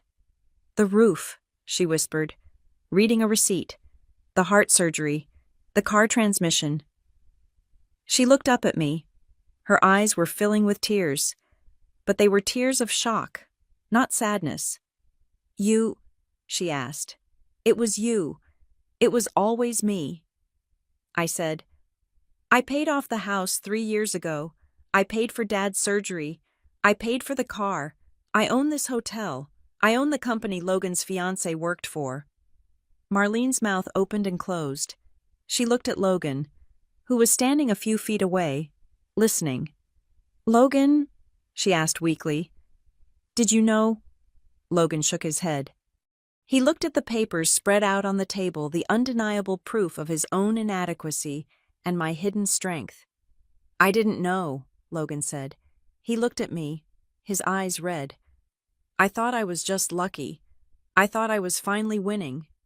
You weren't winning, Logan, I said, not unkindly. I was fixing the game for you. I wanted you to feel successful. I wanted Mom and Dad to feel safe. I thought if I just paid for everything quietly, you would all be happy, and maybe you would be nice to me. I let out a short, bitter laugh. But it didn't work like that, did it? The more I gave you, the more you looked down on me. You thought because I didn't flash money, I didn't have value. You treated the hand that fed you like it was dirty. Marlene covered her mouth with her hand. A sob escaped her throat. The shame was hitting her now, crashing over her in waves. She remembered the insults. She remembered telling me I looked like I was there to fix the plumbing. She remembered signing the guarantee that would have destroyed her, all because she wanted to impress the people who were currently in the back of a police car. Nora, Marlene choked out. She reached for my hand. Oh, God, Nora, I am so sorry. I didn't see. I didn't pull my hand away, but I didn't squeeze back either. I know you didn't see. Mom, I said. That is the problem. You never saw me. You only saw what you wanted to see. I looked at Logan. He was holding something in his hand. He was rubbing his thumb over it. He walked over to us. He moved slowly, like an old man. He stopped in front of me. He held out his hand. In his palm lay the ruby pendant. It was dark and heavy, the gold filigree catching the light. He had picked it up from where Blair had been tackled. Grandma gave this to you, Logan said. His voice was thick. I remember now. I was in the hallway at the hospital.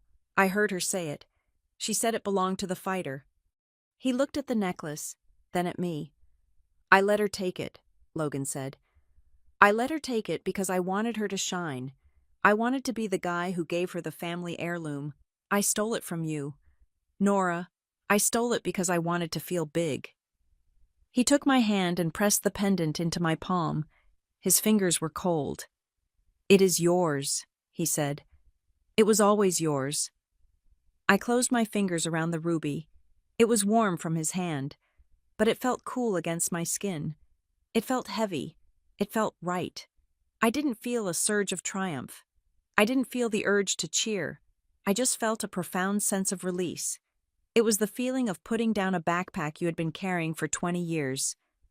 I looked at the pendant, then at my family. They were broken. They were humbled.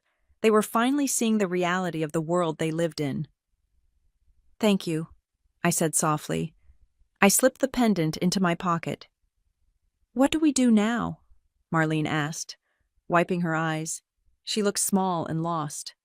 Nora, what do we do? I looked at her. I looked at the guests who were still watching us, whispering. realizing that the country girl was the most powerful person in the city. Now, I said, we start over, but the rules have changed. I straightened up. I adjusted the strap of my messenger bag. I am not going to buy your love anymore, I said. The anonymous checks stop today. The secret bailout stopped today. If you want a relationship with me, a real relationship, it is going to be because you respect me, not because I pay your bills. Marlene nodded frantically. Yes, of course, anything.